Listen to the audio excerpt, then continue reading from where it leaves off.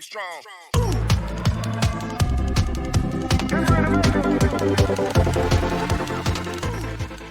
40 years have passed since the main character got into this world. In this world, survival and leveling up are important tasks. Weak people will not last a day here once the main character was weak. But in order to survive here, he had to become strong, and now he has reached that very moment. When he became the most powerful warrior in this world, his last task was to destroy the Demon Lord. And this day has finally come. Today, Mikey will make the last swing of his sword, and he will end these adventures, which dragged on for 40 years, and retire. After defeating the Demon Lord, Mikey sheathed his sword and approached his friends. His friends were of different races. He met all of them in this world.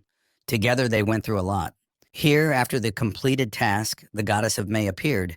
She came to reward the heroes for the completed task.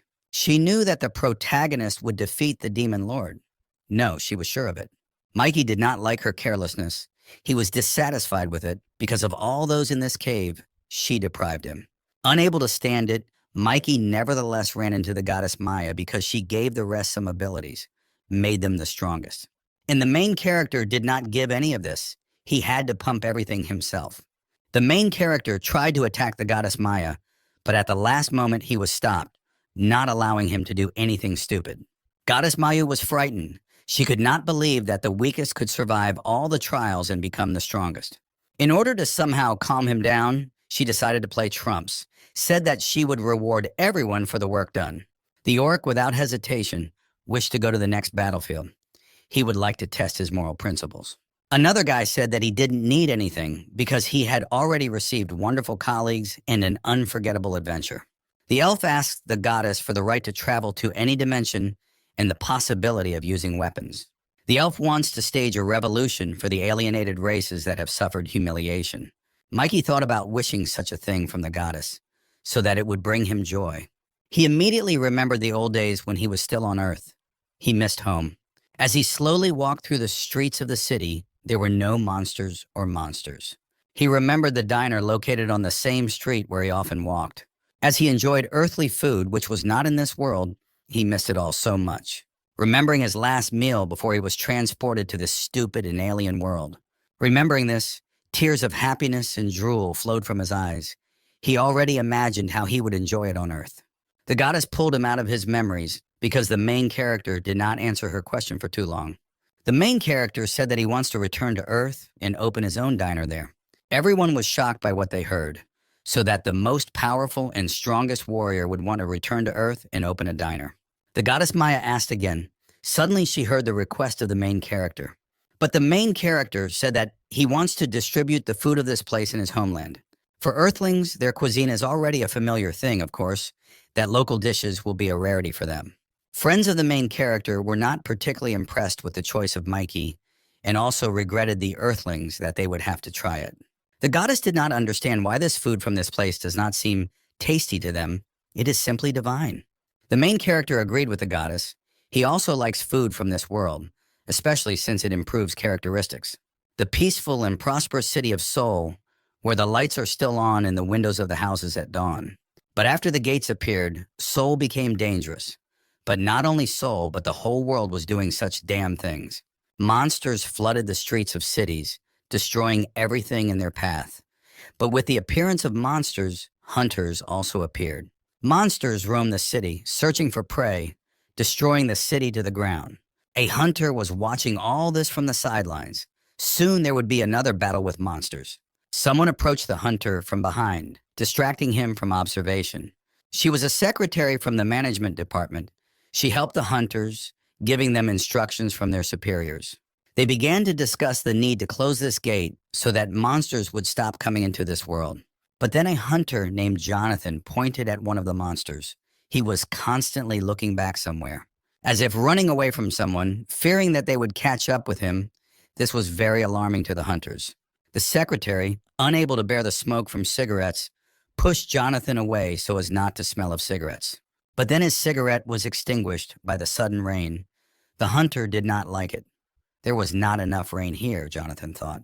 As a result, completely freaked out, he threw away the cigarette and went to the building, saying that he would take 2 days off. The secretary was surprised that Jonathan had decided to take a day off so abruptly and wondered what he was going to do. He said that he was in a lousy mood, so he would go look for some diner to eat his anger. Walking along the street with a cafe, the hunter still could not choose a suitable one. But then finally, he found the one that attracted his interest. Pointing his finger, he headed towards the diner. On the horizon, there was a two-story building. On the first floor, there was a diner, but the second floor was most likely lived. Then his stomach rumbled, indignant why he was still not fed by his master. The hunter walked in the direction of the diner, but when he came closer to it, he froze when he saw the inscription on the door. It was written closed on the door. It wasn't fate for anyone else, but not for this hunter. He broke this inscription with his fist. That allegedly there was nothing here, he liked to take advantage of his position. And also he drove the door of the diner with his foot, showing with all his appearance that the fact that the diner is closed, he does not care. An attractive establishment opened up to the view. Everything is so beautiful and tastefully equipped. Behind the bar is a guy, most likely the owner of this establishment. He drinks coffee and keeps some kind of list. His peace of mind was disturbed by a hunter who showed up, whom he did not expect, and he also kicked down his door. Jonathan went into the cafe. It was completely empty, of course. It was already closed, but not for him, so the hunter thought. The main character turned to the source of the noise, saying that there had not yet been an official opening. But the hunter did not care. He brazenly sat down on a chair, ordering the main character to cook him something tasty. It was clear that the guy did not have a sense of tact. He was pretending to be almighty. Mikey forced a smile, and he thought that he had disrupted his viewing of the film and ruined the evening. He was so impatient to die. He looked at the hunter and wondered why he was behaving like this. But then he realized that it was most likely a hunter. Jonathan, noticing how the main character was staring at him, got angry, allegedly why he was staring like that, to which Mikey replied that it was nothing. Skinny forearms, legs as thin as matches, which would probably break if you hit with a low kick. Eyes and intellect, unable to recognize the sign closed, it is clear why he is so fearless. The main character made a pitiful grimace, thinking that the poor guy came from hungry lands. Where does etiquette come from? The hunter flared up again, saying why he was looking so pitifully. He was a member of the First Order, but the main character did not even hear him. He had already begun to cook dinner for him. Dissatisfied, he sat down on the chair again, saying that he would smash him if he cooked him bad food. Mikey took a large piece of meat out of the freezer. It was very fresh, in principle, the main characters. All the products were fresh. Taking out a piece of meat, he carried it to butcher. It should turn out the juiciest meat. This is the meat of the red dragon, which is located between its long neck and wing in the shoulder joint. The main character took out a cleaver and prepared to butcher the meat of the red dragon. The meat of the red dragon is filled with the spirit of fire, so it will definitely appeal to the hunter. After putting the meat on the frying, Mikey added garlic, mushrooms, and herbs, all of which he poured grape juice on top. Although the meat does not taste so bad, this effect will make a good impression on the first client. He began to fry all this over high heat, or rather, on a blazing flame. While the meat was being roasted, it let out a scream, which made the hunter very alert. It seemed to him that he heard it. So he decided to ask the cook, to which Mikey only looked at the hunter questioningly. The main character nevertheless replied that the hunter heard it like meat. It can make sounds. Dinner was ready, so Mikey served it to Jonathan. Jonathan carefully examined the meat. It seemed to be appetizing. It remained to taste it. He also thought that he didn't want to admit it, but this guy had talent. The hunter decided to insert his opinion about this dish. He reluctantly praised the main character, and he began to cut the cooked red dragon meat. A faint aroma of fruit and burnt fat emanated from the meat. The roasting was also perfect. The hunter asked the protagonist what he called the dish, to which Mikey replied that the dish was called Reyes's steak. The hunter said that it was the first time he had heard such a thing and decided to try this dish. Trying to cut a piece of this meat, it would not yield. He could not cut it. He had already put a lot of effort into cutting it, but it was all in vain. It still did not yield. He angrily looked at the main character, saying that meat is not cut and why this happens. Mikey said it couldn't be and took the dish to cut it himself. Then the main character began to remember how he defeated the same red dragon. He was very big and strong, but unfortunately for the dragon, Mikey was stronger than him. They encountered him in a cave. The main character's task was to destroy this dragon. Mikey struck a powerful blow towards the dragon. With one blow, he struck down this dragon. Mikey was able to cut this meat without any problems. I don't know why the hunter could not do it. The hunter said that it was just a knife, as if he resisted him, so he could not cut. But after seeing how the main character cut off a piece of meat without any problems, he was surprised. Mikey replied that perhaps Jonathan was too tired. I'll finally taste this delicious morsel, Jonathan thought, looking at him with appetite. And then putting this piece of meat in his mouth, he felt very hot. His mouth was very burning. And then a huge flame flew out of his mouth. So hot was this piece of meat. In addition, this meat was not tasty at all, which made the hunter offended. Meanwhile, the main character taunted Jonathan, saying that it means he got a tasteless dish. In addition to all this, Jonathan could not spit out this meat. He was very disgusted and hot, and he decides to swallow this piece of meat in order to end this torment as soon as possible. After swallowing it, it only got worse. His whole body seemed to be engulfed in flames. He burned from the inside. Unable to withstand such pain, the hunter fell flat on the floor. The main character managed to punish the show-off hunter. He was pleased with the work done, as he had taught this upstart a lesson. After a while, the hunter woke up, greedily swallowing air with his mouth. Jonathan saw the relaxed protagonist sitting in front of him and also yawning. He was infuriated by this and decided to hit Mikey on the head with a swing of his leg. But Mikey effortlessly stops the hunter's leg and sits on with a straight face. The main character responded to the hunter's attack that, even after eating this dish, he is not capable of more, and that he is really frail. The hunter, with bewilderment, once again asked the words of the main character, thinking that he was stunned. Therefore, he decided to put all his strength into the blow to show who is in charge here. A powerful blow flew directly into the head of the main character, but he did not even move. At the last moment before the blow, he simply slapped his hunter. And he, flying away from a simple crack, passed out again after all. He is a complete weakling, Mikey thought. While Jonathan was passed out, Mikey decided to see what the First Order was. In the First Order, there are 100 of the best hunters in the world. This organization was created after the appearance of the gates through which monsters pass. And this frail guy, one of the 100 best hunters, the main character thought with surprise. If he is at this level, then he can destroy this world, the main character wondered. But the main character does not want to interfere in this. People who fight the monsters that swarm the streets are called hunters. Of these, 100 strongest hunters received the title of the First Order. It had already begun to rain outside. It was banging on the roof and windows. The main character already missed this weather. Finally, the hunter woke up. He realized that the main character was stronger, and that most likely he was back. He asked for forgiveness from Mikey. Mikey wondered if he should forgive this narcissistic hunter who had been so brazen with him. Jonathan looked like a small bug that Mikey could easily crush. Mikey decided to let this hunter go to the ground so that he would show off as little as possible, and said that he would make a man out of him. Leaning closer to Jonathan, Mikey said that he was a hunter of the First Order, and therefore he needed to become stronger to protect the land. Therefore, you will be my student. I will teach you everything what I can do. Jonathan was not very impressed and asked what would happen if he refused, to which Mikey began to stretch his fists, making it clear that he would simply kill him. Jonathan immediately agreed with this because he knew that you can't refuse the main character. Mikey began to teach him an instructive topic. It was so dreary to hear that Jonathan's brain boiled.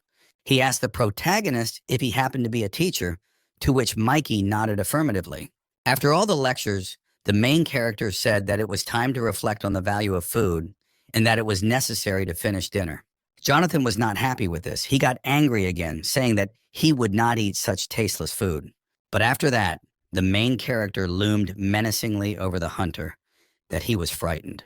And he had nothing to do but eat this tasteless dish. He stood crouched in front of the main character, not wanting to believe that he would have to eat it. He often sighed in despair. He pressed on pity to somehow pity Mikey. But this did not work. The main character looked at the hunter with a menacing look. And in the end, he stuffed all this food down Jonathan's throat to finish with her once and for all. After such a large portion of tasteless meat, like last time, Jonathan lost consciousness. The main character dragged him to the basement so that he could recover there. I hope his body will be able to digest this food. Meanwhile, at the ISAC headquarters, where all the hunters are listed, they are looking for Jonathan. He hadn't been in touch for 2 days. Where could he have disappeared like that, the secretary thought. There was also another hunter in the office who was also working there, discussing Jonathan's disappearance. The girl said that he could not be kidnapped, arrested, or captured. We need to find him as soon as possible. Before the boss appears, there is only a day left. This hunter said that there was nothing to worry about. He would find Jonathan as soon as possible. Walking through the streets of the city, the hunter was looking for this good-for-nothing guy. Cliff crouched down to examine the footprints he found. They belonged to Jonathan. Cliff used his ability to find out the exact location of the hunter, and finally he found Jonathan's trail. All that remained was to follow it. The trail led him to a 2-story diner where he had just ended. He had no idea that Jonathan was being held here, so without a second thought, he decided to go into the diner. The door was locked, so he decided to use a master key to sneak inside unnoticed. Having opened the door without any problems and found himself inside, Cliff looked around for Jonathan. The trail led to the basement. Coming closer to the door, he began to listen and did not notice how they approached him from behind. The main character called out to the intruder and asked what he needed in his diner. Seeing the full strength and power of the protagonist, Cliff was amazed by what he saw. At that time, Jonathan was working in the basement. He was breaking stones lying in the basement with a pickaxe. Then he heard the sound of the door opening. He wondered who it could be. Cliff was coming down the stairs, which was a great surprise to Jonathan. Cliff stood in the center of the basement, completely dissatisfied with the fact that now, for Jonathan's jams, he was also blowing off. Jonathan thought that Cliff had come to save him and gave him a friendly handshake. But Cliff walked by, ignoring it. Cliff picked up the pickaxe and with a disgruntled look, said that he had to start working. Together they set to work, breaking stones in the basement with a pickaxe. The hunter quickly ran out of steam and sat down to rest, telling Jonathan if he hadn't provoked the owner of the diner. He, with a psycho, decided to crack his partner for this, since he does not think with his head at all. But Jonathan dodged in time and he just fell to the ground. He no longer had the strength. Cliff said to watch his words next time. Otherwise, someday he would be in trouble at all. And now Cliff gets up again to continue working. He needs less rest. But taking the pickaxe, he again swings at Jonathan because he infuriated him with his indifference. But Jonathan easily took the pickaxe from him, saying that it would not help the problem. Then Jonathan began to talk about how the boss was coming soon. Since the gate was open, he had to get out of this place. Cliff agreed with this. He said that he was looking for him in general to prepare for the meeting with the boss. The only way out of here is if we apologize to the main character and explain the situation. He will understand it.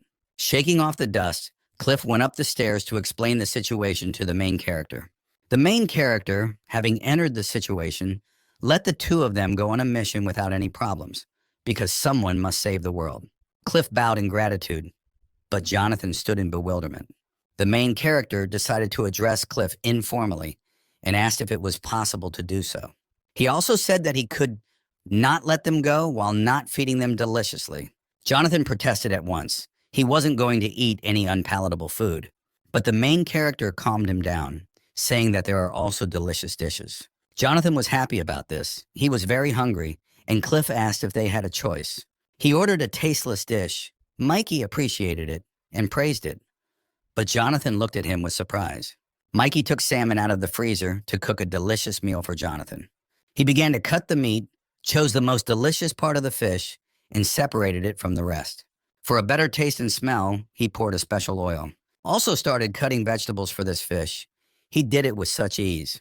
This was noticed by Cliff. He liked the cooking skills of the main character. Jonathan asked Cliff why he had ordered the tasteless food, which was disgusting. The salmon was almost ready.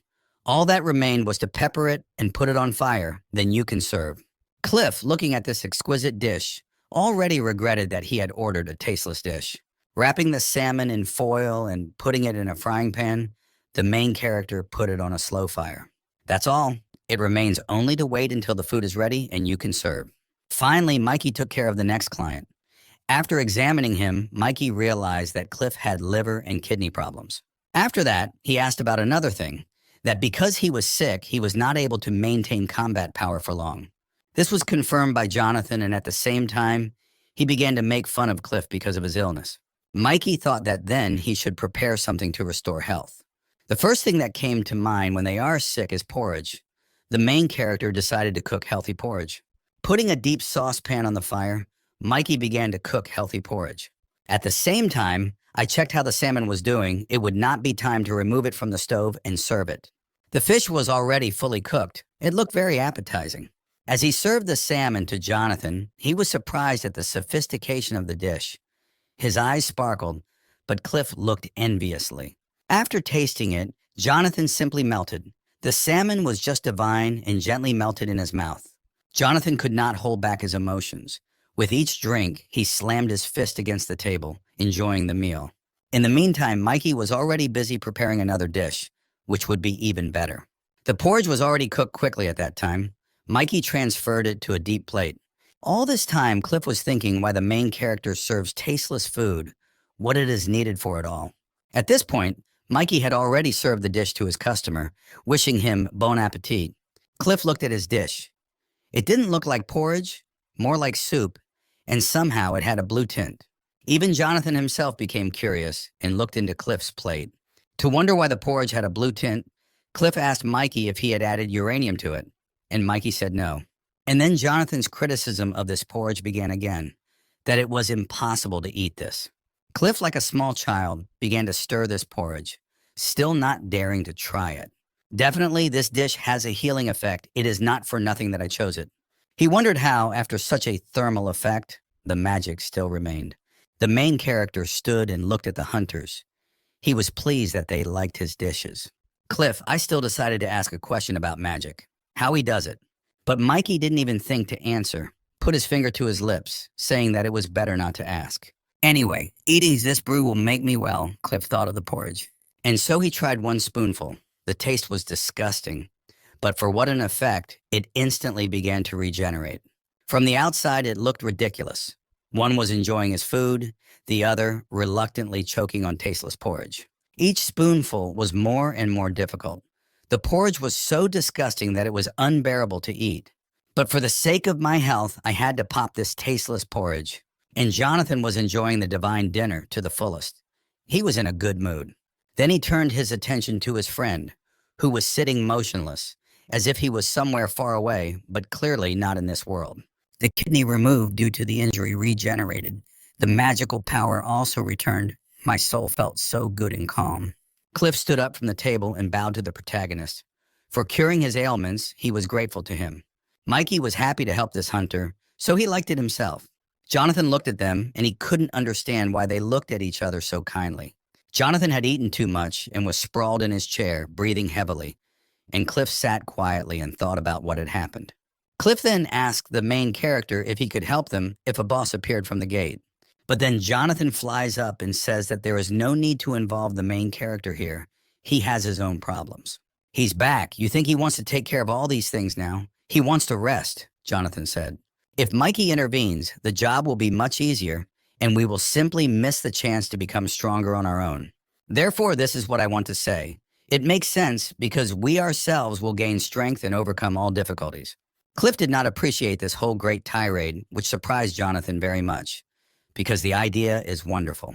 He was furious at Jonathan's stupidity and ordered him to shut up, but he still didn't understand what he didn't like. Cliff then decided to say bluntly that if Mikey became a hunter, he would be the strongest in the world. And since you are the 100th and he will be the first, then you will simply leave the league of the strongest hunters in the world. Cliff was completely infuriated by Jonathan's stupidity.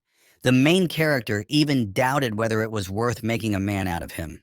The main character wondered where he saw many kingdoms that count, but one single hero, the end was always the same. Cliff got up from the table, thanked the protagonist once more, and told Jonathan that it was time to go. Mikey said goodbye to his customers and was glad to finally be alone. Walking down the street, Jonathan became ill due to the fact that he ate 10 servings of fish. Cliff said that he should not eat so much food.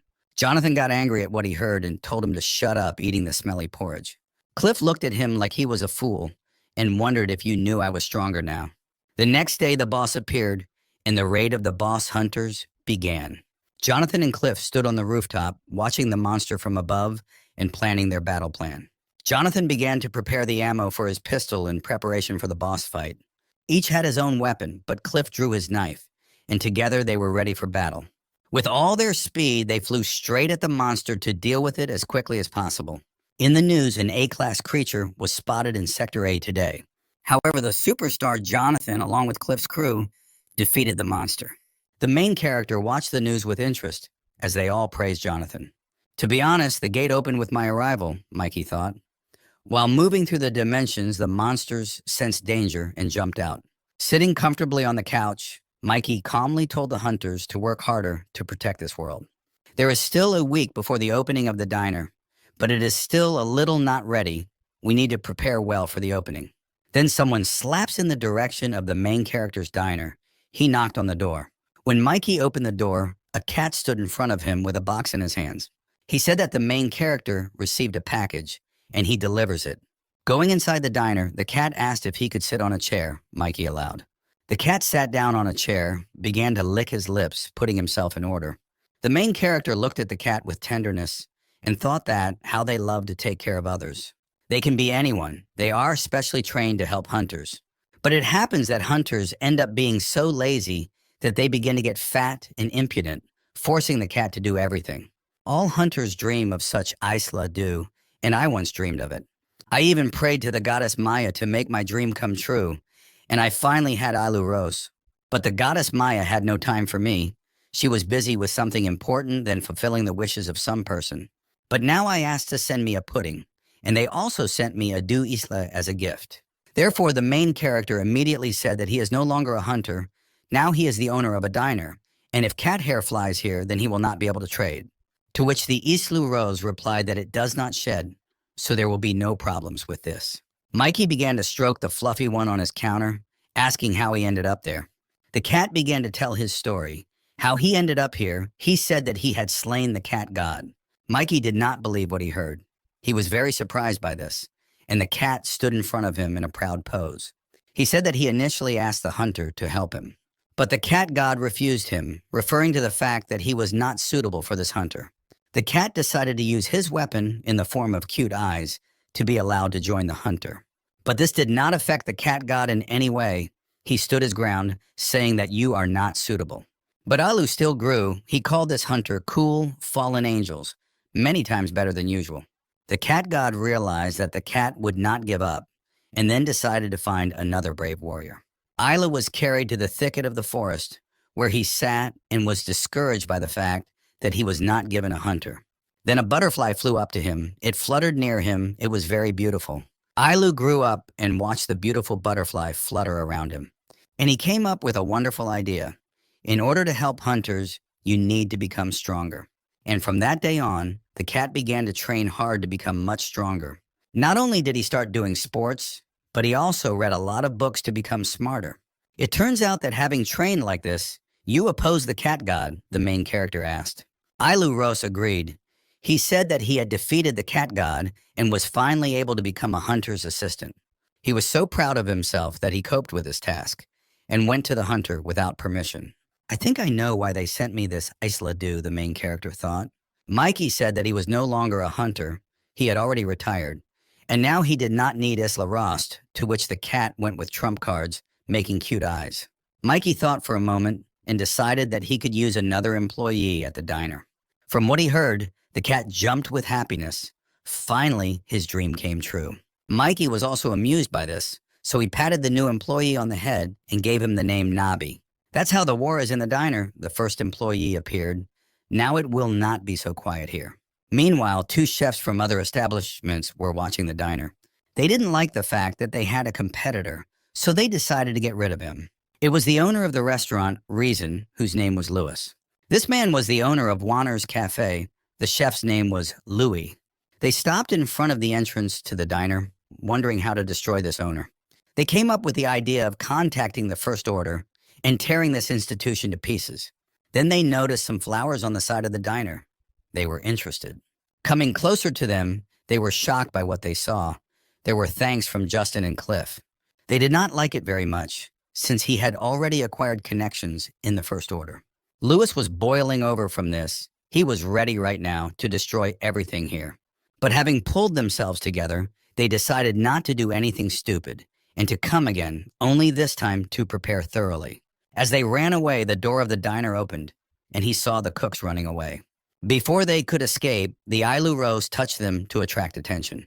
Ailu Rose invited new customers to come to their establishment to taste the dishes. They were just shocked. It was wild for them that the cat could talk.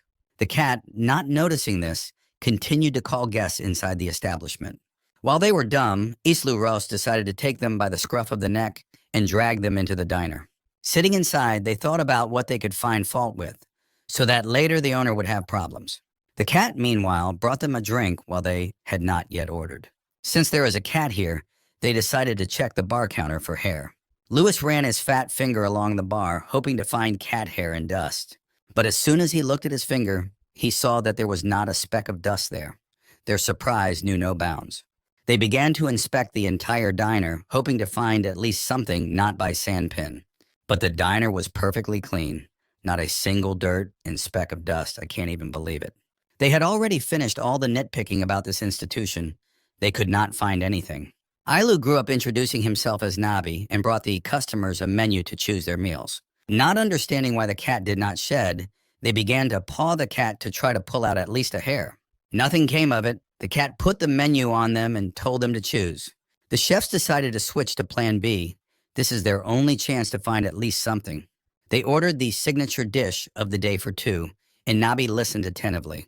And he ran satisfied to tell the main character that the customers had ordered, and they were sitting with snide smiles, telling the protagonist that customers have ordered the signature dish of the day. Mikey began to make an order. The cook saw the owner of this place for the first time. Mikey took out a large vat, began to wipe it in order to cook a dish in it later. Louis sat and stared at the main character. He seemed handsome to him. Because of this, Louis began to find fault with him, saying why he looks at the main character so lovingly. The main character was already frying something in a frying pan while they were quarreling with each other. The food was ready. Nabi carried the dishes to the customers, satisfied. Placing the dishes in front of them, they looked at the prepared food in surprise. It looked very appetizing, but how it would taste, customers thought. So taking the first spoon, Louis examined it carefully, hesitating to taste it. Here, little by little, the two of them carry spoons to their mouths to taste the dish.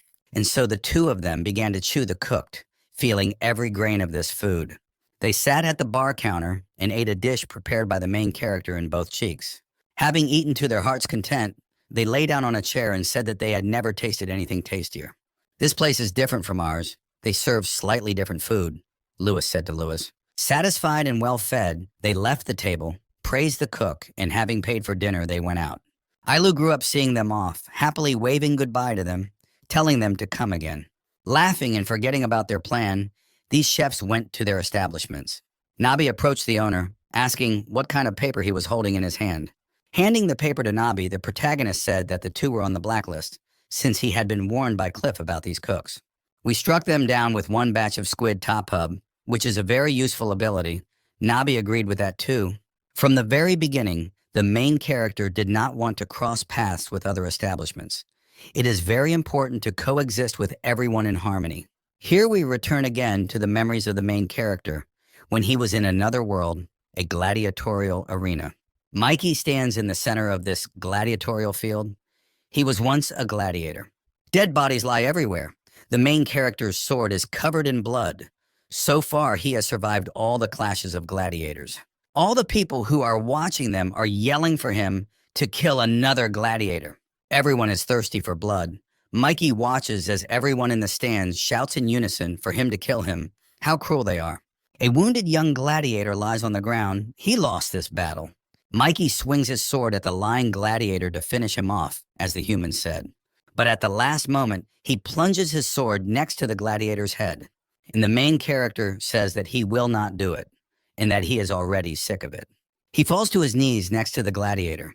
He is already tired of such a life, the life of a slave. The whole arena howled in displeasure that they did not see the performance they wanted. We return to our world. Cliff is sitting in the diner, who has already eaten something delicious from the chef. He noticed that Mikey didn't react to his words, so he waved his hands in front of his face. The main character immediately returned from memories to reality, saying that he remembered the old days. Nabi took the plate to the sink, and Mikey asked if it was Cliff's first time eating kimchi jjigae. But that Cliff replied that in the beginning he lived in America, so he was not used to Korean food. Then they all enjoyed drinks in silence, each thinking about his own things. Getting up from the table, Cliff warned the main character that one of these days, he should be visited from the mayor's office to check the real state of affairs. Mikey wondered what the real state of affairs was, what he wanted to see. They will come to check whether the Alu Ras is capable of receiving guests, whether it harms civilians, and whether it poses a danger. Cliff lovingly began to tug at Nabi's scruff of the neck. He did not like it very much. Nabi stood there all tattered and displeased that he was being treated like a pet. While the main character was cleaning, he thought that the one who would come today was most likely also returned, and I hope everything will go smoothly. After Cliff left, Nabi went outside to sweep the yard, and by the time the check arrived, he was humming merry songs. Suddenly, someone abruptly approached Nabi from behind and asked if they were open. Ailu jumped from the surprise, as cats do. Even the one who approached him did not expect this. After landing, Nabi began to swing the broom back and forth, driving away the man who appeared. Then he stopped abruptly, for he was surprised that this man knew about them. Nabi jumped for joy that a hunter was also standing in front of him. He was pleased to meet him. Nabi knew that the owner was now resting, he was watching a movie, he would not like to distract him, but he also did not want to miss the client. He said that they were unfortunately closed now, and he did not want to disturb the owner. But Nabi found a solution. He said that he would prepare a dish for the visitor himself. For this, the guy was very grateful that his request was not refused. Now they have already entered the diner. The guy settled down at the bar. He asked Ayla for rosa kimchichiga. Nabi ran in fright, not knowing what to do. He knew how to cook everything, but kimchichig, he did not know how. From what he remembered, when the owner was preparing this dish, Nabi began to cook little by little. Cutting pieces of meat and taking kimchi, he remembered what to do next. He threw the meat into a pot of water to cook it and got a rich broth. At this point, everything simple ends. It remains to remember what needs to be done next. But there's a catch that Nabi doesn't know how to make the sauce, so he was a little confused. Without thinking twice, he simply dumps all 3 bowls into the broth and begins to mix everything. Here he remembers the most important thing. To all this, you also need to add onions. Only instead of the usual onions, he adds onion jack, a specially grown vegetable. As soon as Nabi served everything to the client, he realized that he had done everything wrong and that he had failed in kimchichiga. It was more like kimchi porridge rather than kimchichig. There was some kind of mistake in the recipe. Upset, the cat trudged towards the kitchen so that Nabi would not be so offended. The guy said that it was okay because you tried. The main character looked out at all this noise and looked at the picture with surprise. The main character saw a surprised sitting guy and a sadly lying cat under the counter. This guy apologized and introduced himself as Carl. He returned just a couple of hours ago. The same drooping face as I had when I first arrived. Apparently, he had done a great job in Tera. Mikey headed towards Carl, saying that he was going to cook him another kimchichiga since it wasn't it. He took the tray from Carl and said that he would eat this porridge himself and he had to wait a little. This is the first meal of a returnee. You need to take it very seriously. And so Mikey began to prepare a dish for the returning hero to please him. He took out a piece of meat and began to cut it into small pieces. After cutting him into small pieces, Mikey prepared a frying pan. And I poured all this into a frying pan to fry. Despite the fact that the meat is elastic, it gives an exquisite taste. If you fry this meat, it will turn out incredibly tasty, but the main thing is to know when to stop. Nabi watched all this with admiration. He was amazed at the skill of the owner. Mikey, seeing Nabi peeping, called him and said that he would teach him how to cook as well. In butter soaked in pork fat, put kimchi to stew. This is a mandatory rule. Do not forget about soy paste. This is also a mandatory ingredient. It is needed to get rid of the unpleasant smell of meat. It is also sometimes interrupted with alcohol, but there are those who skip this stage. A considerable amount of garlic is added to kimchi. It emphasizes the taste. Nabi decided to clarify, which means that soybean paste is put when cooking for sensitive people. Mikey told him that adding alcohol can be a matter of religion. Moreover, there are cases when people put less garlic. Nabi diligently writes it all down so as not to miss any detail, and next time, cook it himself. Nabi was very pleased for the lesson from the owner, because now he knows how to cook kimchichige. Mikey served the cooked food to the customer. Everything looked very appetizing. Carl asked Mikey what he wanted to eat first. Mikey agreed, and said that when he was on Earth, he didn't appreciate it until he got to another world. Carl tasted the first spoonful of the dish. It was simply delicious. Memories immediately flooded him when he ate in his homeland. It was an indescribable feeling. From the memories, his emotions flooded in. He just burst into tears like a child. After he had eaten everything, Nabby ran over to pick up the tray, and Mikey talked to the returnee. Carl was in another world for 13 years. 6 years have passed. Mikey has been in another world for 40 years, but only 9 years have passed in earthly time. There is no pattern in this. Carl said that he was a level 50 hunter, had only managed to rise to that rank. Mikey immediately said something was the central figure, and also clarified if he was a silver rank adventurer. Unlike Tera, the gate control system here is flawless. Then the main character thought and asked if he did not return of his own free will. Carl confessed that during his adventure in the cave, he was banished, and that's how he came to Earth. Abruptly, when he wasn't expecting, a portal opened and sent him here. Among all the other dimensions, the Earthman was sent to exile on Earth. Mikey said that he was lucky to have been sent here, Carl agreed. Carl began to tell that he had a loving wife and an Ayla had grown up. 13 years is enough for another place to become home. Unable to withstand the influx of emotions, Carl began to cry again, and a worried Nobby ran up to him, handing him a napkin. Mikey then asked if he wanted to return to Tera, to his family. Carl, not understanding anything, stared inquiringly at the main character, and Nobby looked at him in bewilderment. Mike again asked if he should send him to Tera, and Carl immediately flew up to Mikey and agreed. Mikey decided to grant his wish, and with a snap of his fingers, he opened a portal that would send him back home. Then a kind of luminous circle formed from under Carl's feet. It was a portal. Mikey wished him all the best at parting, and was pleased with himself that he had done a good deed. Meanwhile, Carl was already flying through the portal to his home, where they were waiting for him. The whole show didn't impress Nobby, and he said that the main character just got rid of Carl so he wouldn't get in the way. Mikey, without even denying it, turned around and said that he had gone to rest. Mikey said they did a good job today and that it was time to close. Nabby took his creation to take it to the cellar, to the pudding slime. Mikey took a tray of kimchi porridge from the kata and said that he had better eat it. And immediately he began to have flashbacks. He remembered how he sat in the cell when he was a gladiator. He had a friend then, his name was Alex, and only 200 days had passed since he had arrived in that world. To which the main character said that he had already lost track of time in this hell. But then Alex, through the window, hands Mikey the food he ordered. Alex said since you wanted kimchichiga, he bought it from an old man for a copper coin. Mikey was very happy about it. Finally, for the first time, he would eat food from Earth. But when he opened the lid, he realized that it was not kimchichiga and that it was just kimchi porridge. Alex was a little upset that he was fooled, and he fell for it so easily. But Mikey said that it was okay. It was also delicious. He would do with it. He thanked Alex. Yes, there was a time the main character said how good it was that it was all over. Looking at the exit, Mikey said that he was very lucky at that moment. Instead of being angry at the aristocrats who leave parishioners from other worlds to kill each other in the arena, memories of such good-natured people as Alex are forever etched in my memory. Perhaps if he hadn't been around then, I would not have become a brave warrior, but the embodiment of evil. What Nobby cooked was delicious, despite the impending indigestion. The next day, the main characters decided to walk through their market. You can find a lot of things there. They walked along with Nobby through the market and ate freshly cooked hot dogs. Looking around, Mikey remembered that everything was still as before, only some were a little destroyed. Mikey asked Nobby if he wanted to eat something else, to which he replied that he would eat it first, and then we'll see. Nobby ran around the market like a small child, looking for everything and everywhere. Then he came across a huge shell. He was very pleased with the find. Mikey said that it was the first time he had seen such a huge shell. Nobby agreed.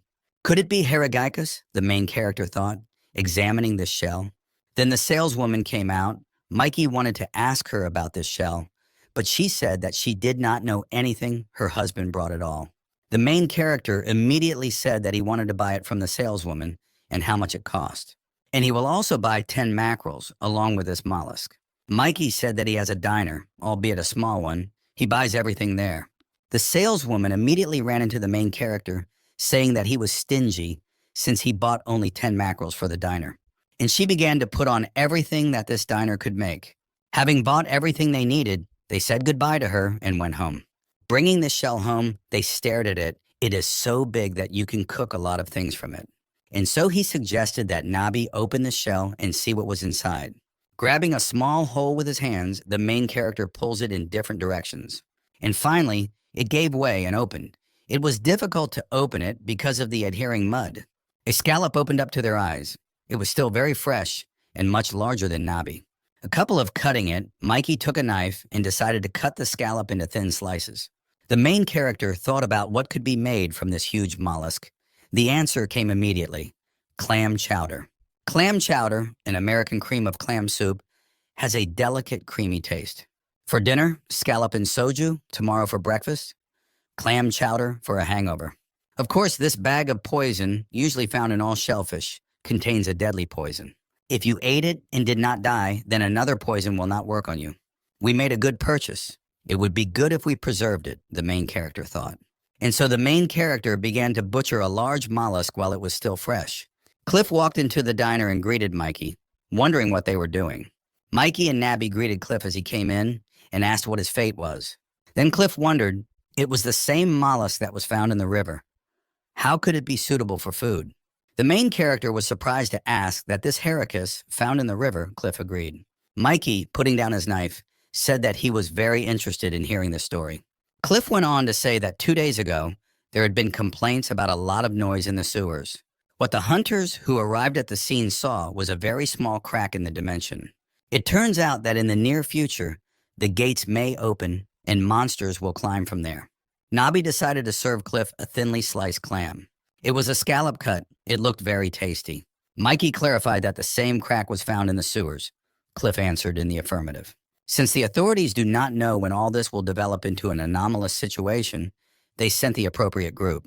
That's how Mikey said, and he was wondering why Jonathan hadn't been showing up lately. The protagonist suggested that Cliff add pepper paste to the dish or soy sauce with wasabi, to which Cliff refused. All this is for a reason, the main character thought. The hunters themselves return. All people who returned by a mysterious coincidence. In the hericus, which they found to buy, it's all very strange. Families of arrogant and cruel 90-level giants often devour such mollusks. Whatever it was, it seems that it all started because of the main character. Meanwhile, in the sewers, Jonathan lay wrapped up and dissatisfied. He said that he would not be able to do this, to which the secretary immediately replied, "Let him just give up then." The secretary said that if he continued to lie like a caterpillar, then she herself would write a letter of resignation for him. The hunter was furious. Jonathan said that she was too cruel. He even gave his day off to sit in the sewers waiting for a miracle. It doesn't look like the act of a member of the First Order. The secretary asked, and then what do people make of the First Order? To which Jonathan, epically getting out of the sleeping bag, said that they were destroying monsters on the air. Not happy with his antics, she said that, then let him go to television and not be here like a hunter.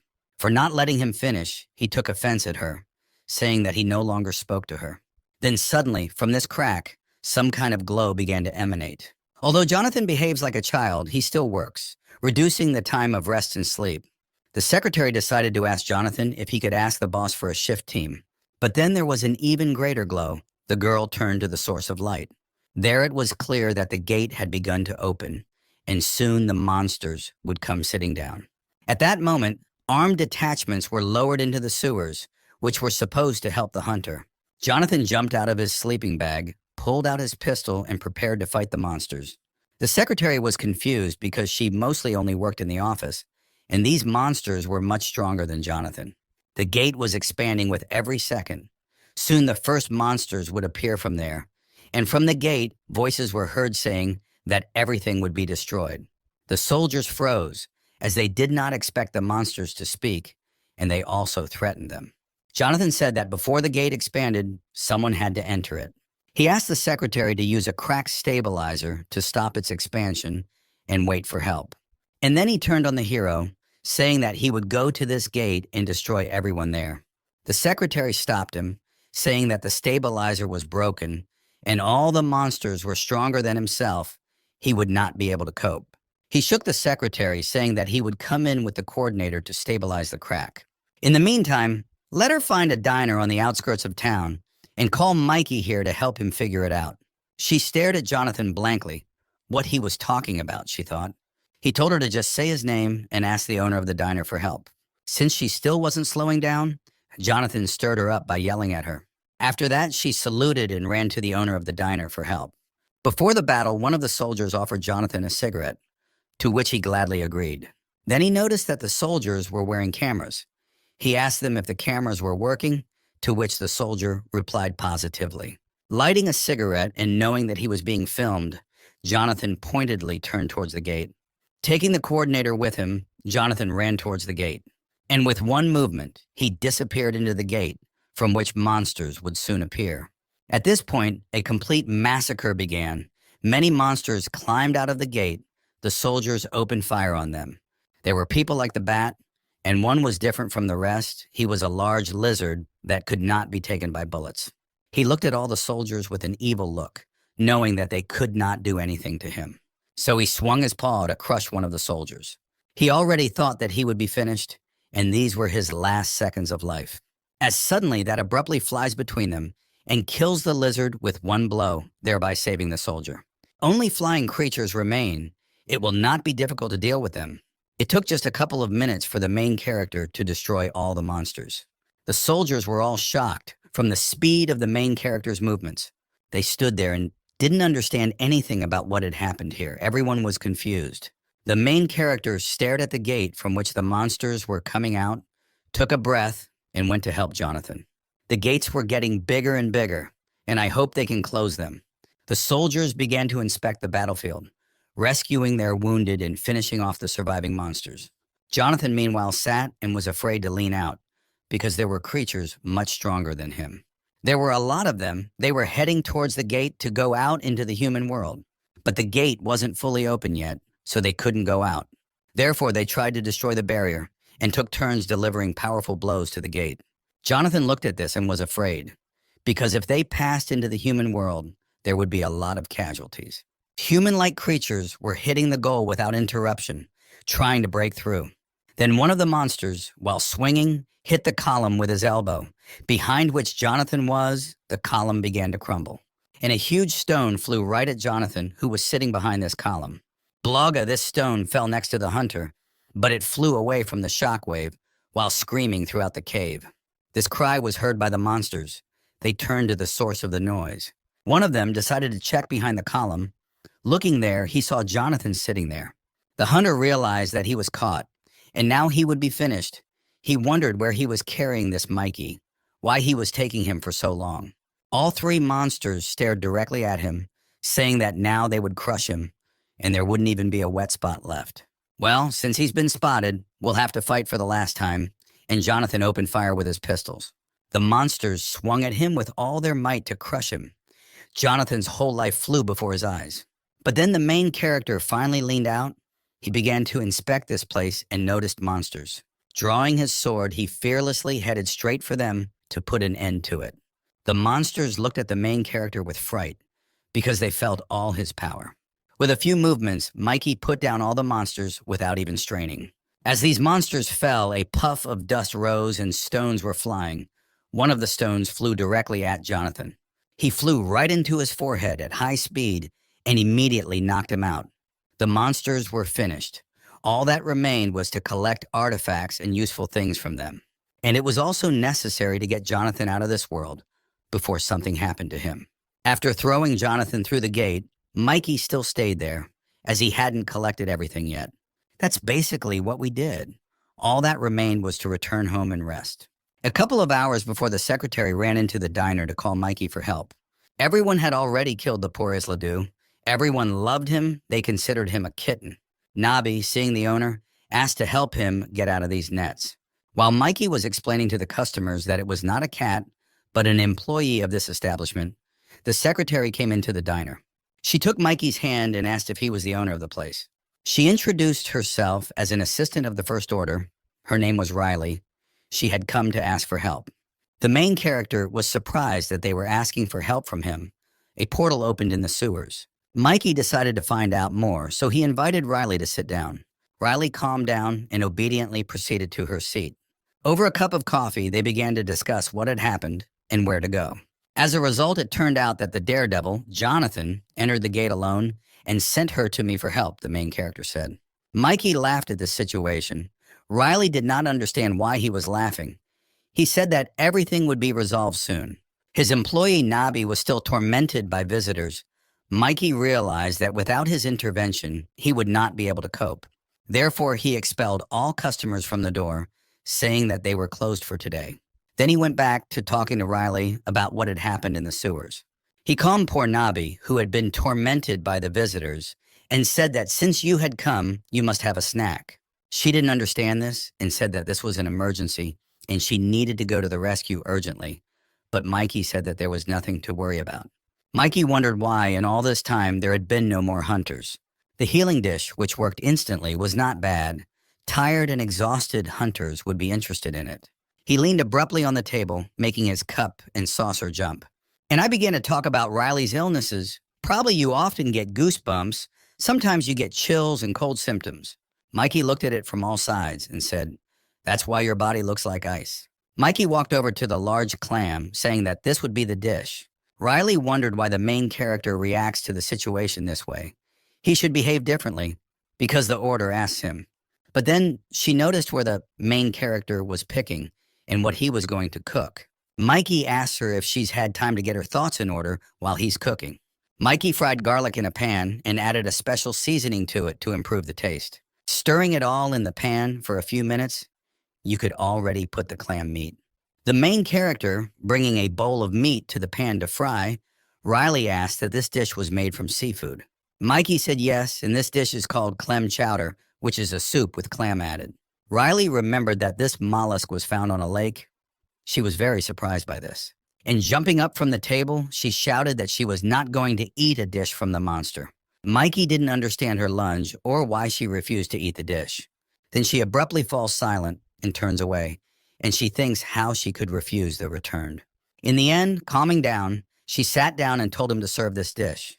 First of all, you need to fry the garlic, potatoes, and bacon in a frying pan. After adding the wheat flour, frying the potatoes and the clam meat, it was the turn of the broth and milk. So our clam chowder soup is ready. It looks just appetizing. And so Mikey served the dish to Riley, and she stared at him, afraid to take the spoon. By the way, this dish is called clam chowder, but in fact, it is just milk porridge with clam meat. The girl tried the spoon, and warmth immediately ran through her body. This soup was very tasty, plus besides, it immediately began to warm the girl from the inside. From the fact that she became hot, she took off her jacket and began to wave her hands to somehow feel the breeze. Mikey asked Riley if she felt better. Maybe the cold had finally left her and it was warm. Riley said that the first time she tried a dish made with ingredients that monsters eat, she loved it. Hunters Association, Korean branch. Jonathan stands in front of his superiors and reports on the completion of the mission and the closing of the gates. Jonathan says that he understands everything that the boss means, but he speaks the way he sees it. The boss asks about an unknown monster who cut all the monsters in a matter of seconds. Jonathan says that he is not some kind of monster, but just a human, the owner of a diner. That is, you mean that an ordinary diner owner killed dozens of monsters whose rank was higher than S in just 5 minutes? The director asked. The hunter said that although he had defeated these monsters, he was not to be feared. He was not that kind of person. The director was already going crazy, since such a strong hunter as the main character can become a problem. There is a rule in our association that says not to touch returnees. If they do not want to, then just leave it behind. He runs a diner and is a decent citizen, so he is not interested in any of this. The director still stood his ground. He said that he could not trust him, purely because he looked kind. Jonathan said that no one denies this, and anyway, this issue will be decided by superiors. Anyway, that's how I reasoned it. Please emphasize it, Jonathan said. The director was already furious with the insolence of a hunter, as if he were putting himself above others. As in any other country, half a sector cannot be scattered just because one returnee made a mistake. Jonathan told his director that he would need to buy the land. Moreover, next to that diner, when chaos comes, it is this land that will remain intact and it will become very expensive. The director, collecting the folders in a pile, happily replies that he will buy him land there. And then he hits Jonathan's head with these folders with all his might. Meanwhile, Cliff decided to show his colleagues this wonderful diner. The boys clarified with Cliff that it was the returnee's diner, to which he replied positively. Here they are with all such a crowd. Went into Mikey's diner. He is already standing and cooking something. Seeing the new customers, the main character greeted them with a smile. Mikey and Cliff's eyes clashed, and Mikey gave a look to Cliff for promoting his diner. Cliff also thanked Mikey for helping them in the sewers to deal with the monsters. All the colleagues sat down in their places and began to inspect the establishment. The soldiers began to discuss Mikey. Someone thought that he was an adult bearded man, someone that he would kill 4 people with one blow. Mikey was interested in listening to gossip about himself. Everyone was making something up. Having prepared all the dishes, Nabi carried them to distribute to customers. Everyone was happy and wished each other bon appetit. Everyone began to eat their own dish. After trying it, everyone went crazy from how delicious this dish was. They just began to swallow everything without chewing and quickly, as if someone would take it from them. All the soldiers licked the plates clean. They really liked this dish. Mikey was delighted. Now he has 5 advertising agents who will pass the information on to others. They will approach each of their acquaintances and tell them about my diner. First, we need to eliminate the unpleasant idea of monster food, the main character thought. On the same day, the main character decided to take a walk around the city to have a little rest from all this fuss. Yesterday it was cold and today it is incredibly hot. The weather is too changeable. Here out of the corner of his eye, the main character noticed a food market where you can buy a lot of useful things. It was a small store that sold everything you needed. Entering it, the main character took ice cream to cool down a little in this heat. Mikey opened the ice cream and took a bite of it. Finally, a sweet taste was felt in his mouth. Mikey thought about how to spend today, what he could do. And then he saw a sign. How come he hasn't watched a movie for a long time? So the first thing he does is go there. It remains only to choose which movie is better to watch. Mikey bought a ticket to the cinema for the one that will begin soon. And while there is still time, you can look around here.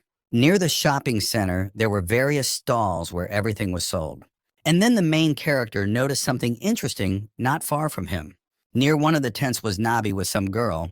They were looking at the things lying there. Now the time for the cinema has come, so he had no time to find out who it was, and he went to the cinema. A little girl was walking along the street. She just went out for a walk because she had nothing to do. And then she saw something unusual that immediately attracted her attention. A cat was standing near one of the tents, looking at various goodies. The girl immediately liked this cat, and she wanted to make friends with him. The girl began to think about the best way to get to know him. She went to the counter and ordered 1 kebab. The saleswoman took the money and gave the girl her delicacy. She approached the cat and said that it was him, but the cat replied that he did not take food from strangers. The girl did not expect this, but she was not confused. She told him, "Let's be friends then."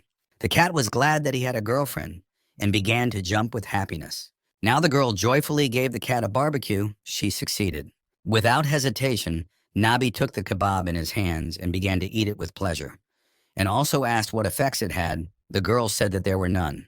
Nabi was very surprised at this, how this food can have no effect. Then he will get fat. He refused to have a barbecue so as not to get fat. It was obvious how upset he was. He began to give the girl this kebab, turning up his nose at it. The girl said that you can eat moderately and then you will not get fat.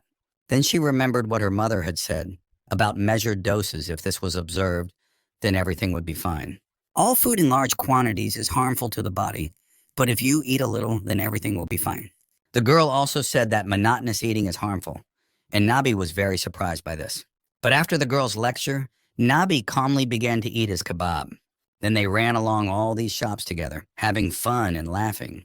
Meanwhile, in the Hunters Corporation, some kind of task was planned again. Jonathan sat there all angry as he had been run over by the headmaster. Cliff, who was standing nearby, told him not to frighten the recruits and quickly fell silent. Cliff says that he is already tired, seeing the faces of important people. Even while on duty, there is no peace from them. And Jonathan kept dropping on everyone's brains. He didn't know when to stop. Jonathan complained that he was stuck in the sewers and also committed a crime. Jonathan decided to take on the mission, leaving Cliff to be followed. And again, he began to whine that all normal people rest and he works on his weekends. Here he used the magic of disappearance and soon completely disappeared from sight. Cliff told his guys that it was time to go inside. They began their mission. As they entered the building, they were greeted by a long corridor lit only by lamps. Cliff initially went alone, leaving his team for cover, and was met by several armed guards. They pointed their guns at Cliff, telling him to surrender immediately. He was already ready to fight. Cliff threw a shuriken at the guards, which boomeranged over each of them, knocking out the weapon. As they all groaned in pain, Cliff's assistants arrived and took aim at the guards. He despised these criminals because of them, many people make sacrifices. The soldier reported that they had already tied up 13 people. It seemed that there was no one else, but they would carefully check everything again. The director of the Hunters Center walks from side to side.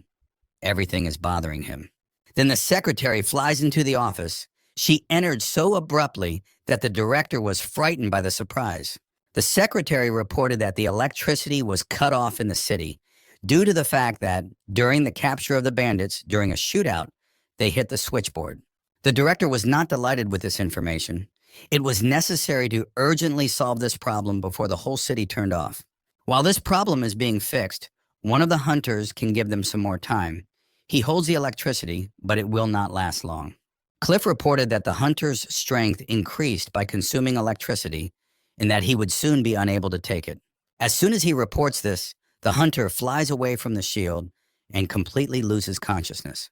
Meanwhile, the protagonist enjoys watching a movie in the cinema. This film was about love. There was also a bit of a detective story. It said that the girl had been waiting for her lover for a very long time, and he, all this time, trying to find her, and finally found her to say that he wanted to kill her and took out a knife to do what he planned. This turn of events was not expected by the main character. So many years have been looking for a girl in order to then simply kill her. But at this point, the screen in the cinema goes dark. There are disgruntled exclamations in the hall. An employee of the cinema came who said that they apologize. These are all technical problems. The money for the film will be returned to everyone. The main character did not believe what he heard and sarcastically said that it was all just an unfunny joke. Upset, he left the cinema, saying that for the first time in 9 years, he decided to watch the sequel to the sensational film. He went back to his diner to check if the power had gone out. Looking into the refrigerator, he realized that everything was in order, and there was no need to worry about food. He also remembered that he had an icebreaker somewhere. It was very hot today and he needed to cool down. Mikey climbed upstairs to get it and make himself a treat. Finally, he took out an icebreaker on top in the form of a penguin. Happiness knew no bounds. After placing it on the bar, Mikey decided to cook a dish called binsu. Koreans mainly eat pat binsu, which is a dessert with red beans and jelly, on top of which oatmeal is scattered. Then the main character remembered that his father's favorite alcoholic drink was binsu. He once told me that I would be able to find out what he tasted like when I was an adult. Well, this moment has come, Mikey thought. Pass the milk with sugar frozen with the help of magic through a penguin. After all this is chopped, add a little condensed milk. After that, chop fruits, decorate the sides of this dish with them. All these fruits were given by Cliff. How nice it is when students do not forget about you. So put the fruit on top of the crushed ice, and you can say the dish is ready. The last touch left is to pour wine over this creation so that it tastes good. And so the main character pours wine over this dish so that the white ice has become red as if blood. Mikey tried his creation, and it was just amazing. In bliss, he leaned on a chair and enjoyed a refreshing meal. Mikey slowly ate the refreshing yummy, refreshing his body. Then Nabi suddenly appeared. He brought with him the same girl with whom the main character saw them. She greeted the main character, introducing herself as the fox. The girl was very well-mannered. Mikey offered the two of them something to eat, for example, the same as he was eating now, only without alcohol. At such an unexpected offer, they thought for a moment, but then happily agreed. Mikey looked at the chopper and decided to quickly prepare a snack for the children. As they waited for a snack, Nabi stretched on the table, and Fox watched Mikey closely. Then Cliff and Jonathan walked into the diner. They were kind of strange. They were met by Mikey, wiping the plates from moisture. He greeted them and asked what was wrong. Cliff was very angry, but Jonathan walked all drooping the first time he had seen him like this. When he came to the bar, he lay down on it, exhausted. He said that he wanted to forget everything. One was seething with anger. The other seemed depressed. Mikey realized that they were going to have a difficult conversation. Mikey asked what was the matter and what happened to them, to which he received an ambiguous answer. Cliff and Jonathan almost got into a fight after this question, each blaming each other. Mikey did not receive an answer. He asked them to calm down so that they could tell about what had happened normally. Finally, Jonathan decided to tell the first one. It all happened because the director said that an inspector would come to them. While Jonathan is telling, Mikey began to cook food for them, asking clarifying questions along the way. Meanwhile, in the hunter management department, a bear named Bruno was sitting behind all the documents. He became a prisoner of a crack and mistakenly landed on the ground. A secretary turned to Bruno. She received a decree to help him with documents. Bruno gave instructions on how to help him, and they set to work, but he abruptly stopped working due to abdominal pain. The secretary asked what was the matter. It turned out that food on the ground was not suitable for the bear. Because of this, he had indigestion. Riley began going back and forth to figure out how she could help Bruno. Suddenly, nostalgia flooded Bruno. Because of this, he even cried a little. Riley began to calm him down. Then she remembered something.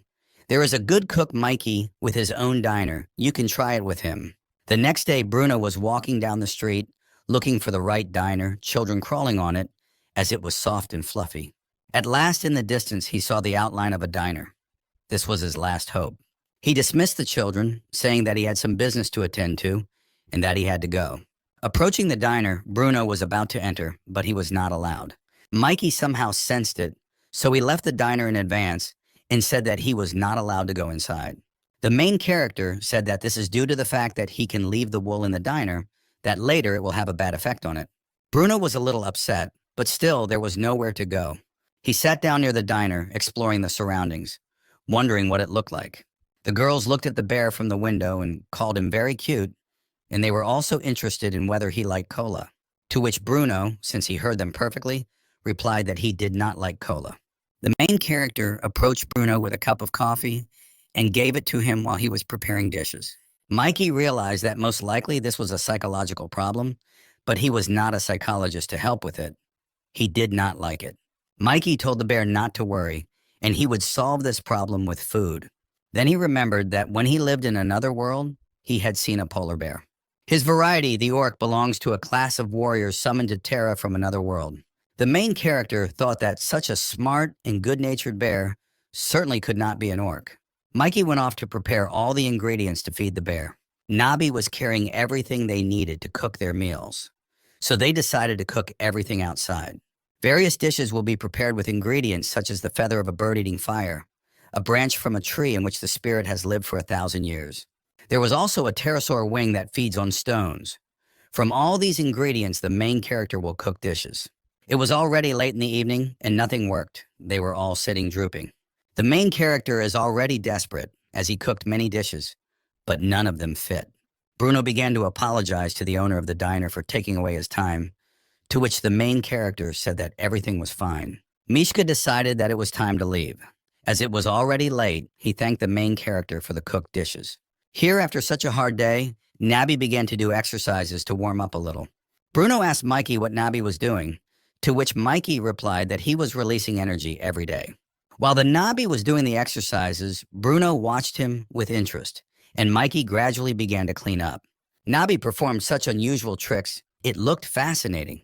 The protagonist suggested that Bruno join Nabi to warm up a little as well, but Bruno refused. Then Mikey said with surprise that Bruno, in all these 3 years, had never played sports.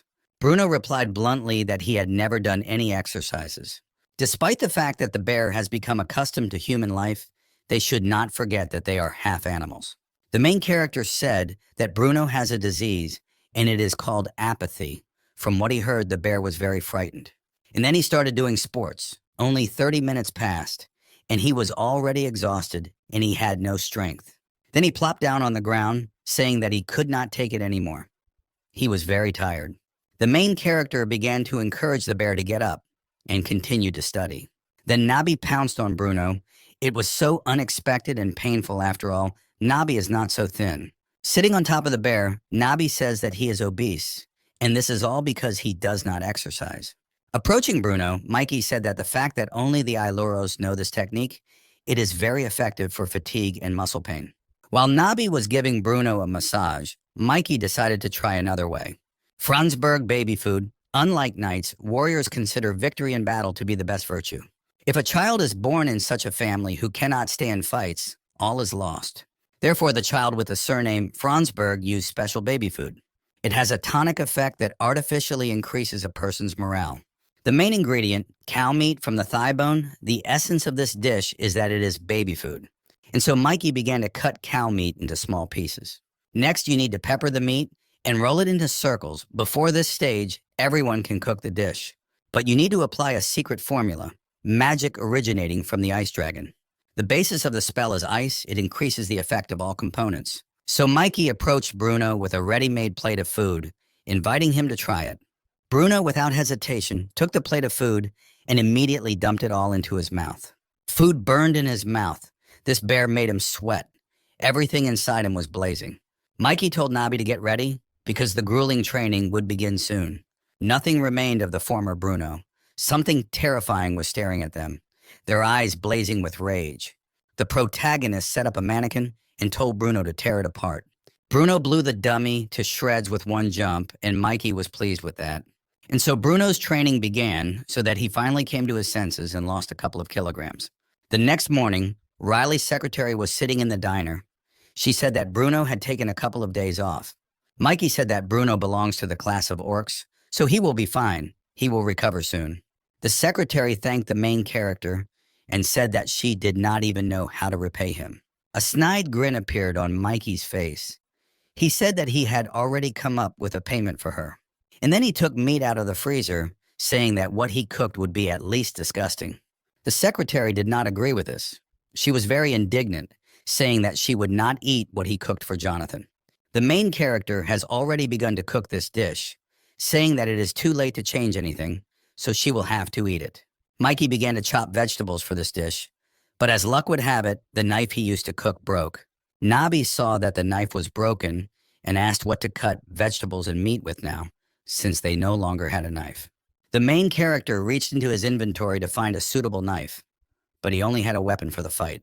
And then Mikey suggested that we go in search of the knife. He decided to go straight to the smithy. Since there may be a limited number of them in stores, you can make the knife you want in the smithy. And so they stood in front of a large building where there is not only a forge, but also various stores for weapons for hunters. Fortunately, the main character has an invitation to the city administration, so they can easily get here. They were met by a girl who took the invitation and said that they could choose whatever they wanted here. Mikey asked the girl if they sold kitchen knives about that size. The girl smiled politely and thought, but in fact, she thought that in such a store for hunters, they were just looking for a knife. The girl said that at the moment, they do not have a knife in stock, but they can make it to order. She asked which craftsman he would like to make a kitchen knife from. Mikey asked if there were any elves here. They were good blacksmiths. They made excellent weapons. The girl led them to the right floor to the elf blacksmith. While they were driving, Nabi was all upset, saying that he did not like elf masters. He does not like them because Nabi cannot stand their weapons. They have never recognized him as their master. Mikey said that there was nothing to be done if the weapon itself chose its owner. When they got out of the elevator, they found themselves in a cold room. The Nabi immediately froze, that's all, because elves work in such conditions. Coming closer and closer to the workshop of the t-shirt, I noticed that the blacksmith there was a girl, and now she was working something. Finally, the girl was distracted from her work, carefully studying the guests who came to her. Mikey wondered if she worked here. She had special talents and was very good at what she did. The girl abruptly flew up to the main character and introduced herself as Alisto. The main character also introduced himself as Mikey. The name seemed vaguely familiar to him, and then he remembered that she was a far more important person than he had thought. One of the best blacksmiths in the other world. The girl began to warm up after a long work while saying that she needed to clarify something. Firstly, it is not at all demanding the classification. You can order anything for it. Secondly, if her children could not choose, she does not return the money. Thirdly, it has been 3 years since she has been in Korea, and during all this time, they have never elected anyone. The cat was completely upset and said that then there was no point in ordering something here. Alisto said that Nabi was right, and it would be better for you to turn around and leave so as not to waste money. The main character said that he understood everything and told what he needed from her. The girl showed how much a kitchen knife would cost. There was just an exorbitant price. Nabi was shocked, but Mikey was not embarrassed by this price. Alisto suggested while she was making this knife, let him look at her children, to which the main character said that it was better not to. But the girl did not care, and she took him to her warehouse to show her creation. There were many different weapons hanging in her warehouse. She boasted about her children. Mikey immediately said that when he refused, he had no malicious intentions. The girl did not immediately understand him. And then she was just stunned. Her mouth almost fell to the floor. She saw it for the first time. Even her legs could not hold her, and she simply collapsed to her knees. Literally, all the weapons that were here took the main character.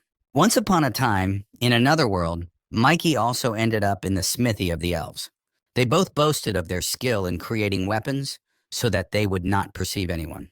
This sword was the best creation of his life, of all that he had created before.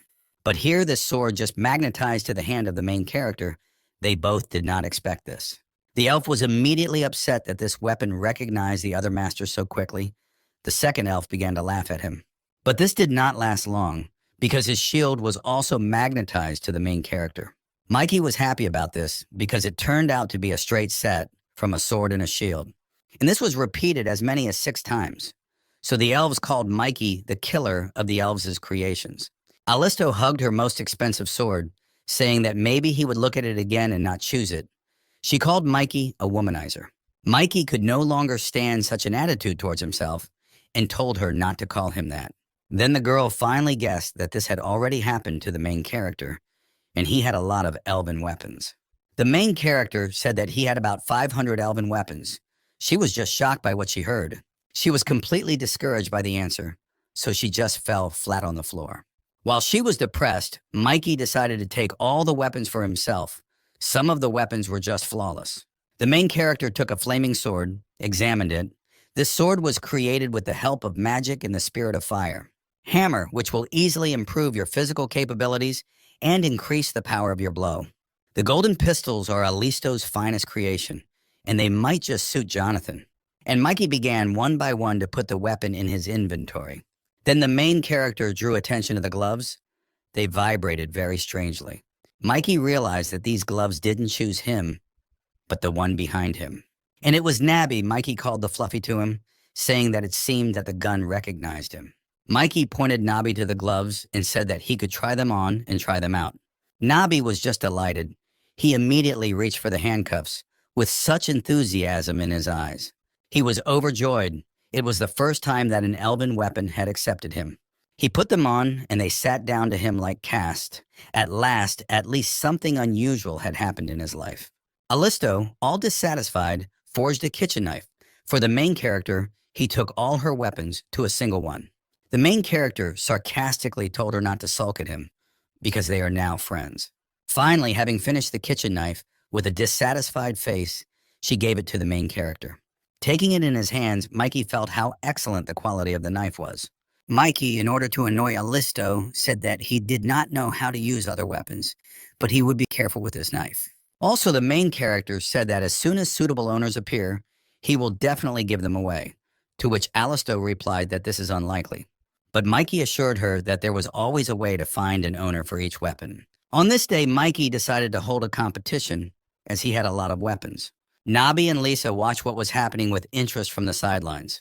But then the fox suggested not to be distracted and to play ball while the adults are busy with their business. Nobby immediately prepared to catch the ball in the direction where the fox would throw it.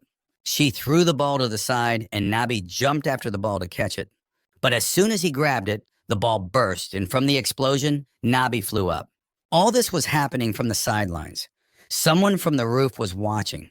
He saw a lot of hunters gathered near the diner, how the main character was cooking something, and the fox and Nobby were playing ball. Mikey looked directly at the watcher on the roof. He hadn't expected it. The watcher decided to quickly hide, thinking how the main character could have such a good sense.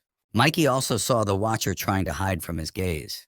Even if I got caught, I had to pretend that I was hiding here, thought the observer. Meanwhile, Mikey began to prepare for the action, kneading the dough in a bowl. After that, he addressed all the hunters present here, announcing the rules of the competition. There are 3 stages in this competition. If you fail to cope with the previous phase, then you cannot move on to the next one. The time limit is 30 minutes. Upon successful completion of the challenge, you are provided with a weapon. Participants pay $100 million as a fee for this challenge. All hunters thought about this offer, of course. The price for one dish is exorbitant, but it is still interesting to try. Weapon for completing the first stage, the main character put up a flaming sword. Without exception, all the hunters began to laugh at the main character, saying that they would ruin him in this way. One hunter was already fully determined to participate. There was not a drop of doubt in him that he would win. Without hesitation, he raised his hand, saying that he would be the first to try this dish. Fajon and Macaulay, these two dishes will be prepared by the main character for our hunters. The dish I'm starting to cook, in another world where I've been for some time, is called bak, Mikey said. Also in the language of the inhabitants of the other world, it means look or do not look away. This dish does not take long cooking time, only 5 seconds. And the dish is ready. If you are distracted for a while, everything will burn. One of the hunters said that it is similar to the national dish of his country. In Turkey, it is called gözleme. Mikey said that the hunter was right, but there are some differences between regular food and monster food. Then Nabi brought Mikey more ingredients for cooking. The history of cooking is a story of struggle, research, and reflection on how to improve the taste. But Tera's cuisine is very different. It's a story about how to make a taste even worse. As they say on Tera, delicious food is a crime, tasteless, an integral part of food. And when the fajon was ready, Mikey carefully put it out of the pan on a plate. The main character laid out the dish in front of the hunter. The hunter looked at it. It looked appetizing from the outside. Having poured himself a maggiali, the hunter, not afraid of anything, decided to try the food of monsters. The rest of the hunters watched with interest the reaction of the other hunter. Putting a piece of food in his mouth, the hunter realized how terrible the taste was. When the experience and culinary experiments of numerous chefs are accumulated, they gain recognition in the form of the best chef, as well as recipes. Following a recipe filled with history and sincerity, 100% potato starch will instantly turn into an incredibly delicious pajon. However, on Tera, everything is the opposite. They use slightly warm water to achieve a viscous consistency. They also replace potato starch with formic starch, which gives such a disgusting taste. The hunter could no longer endure all this. He could not spit out a piece, but he did not want to swallow it either. Finally, he still decides to swallow the food and immediately be in a semi-conscious state. Tera usually uses more ant starch poison, but if you give it to hunters, this diner will turn into a funeral home. Abruptly, the main character asked Riley to participate in this so that she could also try this dish. He and Nabi began to distribute a dish to each hunter so that they could continue to participate in the competition. Riley's secretary also failed to cope with this. After one piece, she also passed out. The hunter who had first tasted this dish came to his senses, sweat dripping from him like a stream. But it was not for long. After he came to his senses, he passed out again, but this time for good. Other hunters realized what they were facing. They were already scared to try this food. Then another hunter volunteered. He decided to try this dish too. A couple of minutes later, all the hunters were incapacitated. None of them were able to pass even the first stage. The fox noticed that the piggy bank, in the shape of a pig, was beginning to crack. Mikey looked at all the hunters with regret. He hoped that at least someone would be able to pass this test.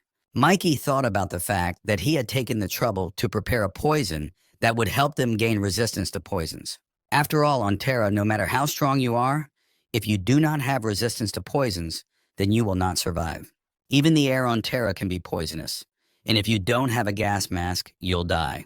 Pulling the hunters away, Mikey said that they needed this resistance to poison. It was dangerous for them, and if there is a sudden attack or the gas mask breaks, then they will not even survive it. Then the fox decided to turn to Mikey. Why not make the food tasty, but with the same properties? This is not so easy to implement. The more disgusting the dishes, the greater the effect they give. He said that it was still difficult for her to understand and let her not bother with it. But the girl still did not calm down. She wondered why this was happening. But the main character did not even listen to her. He put a backpack on her and said that it was too late and it was time for her to go home. Then the one watching from the roof appeared. He said that it was time for the fox to get ready. It was her guard. But the fox began to ask him to leave, saying that she could stay here a little longer. She began to be capricious that she did not even say goodbye to Nabi. He was still swimming, but he would be out soon. The guard agreed. He gave her another 30 minutes to say goodbye to Nabi. He thought that this was the diner where the returned person was, so nothing would happen if he relaxed a little.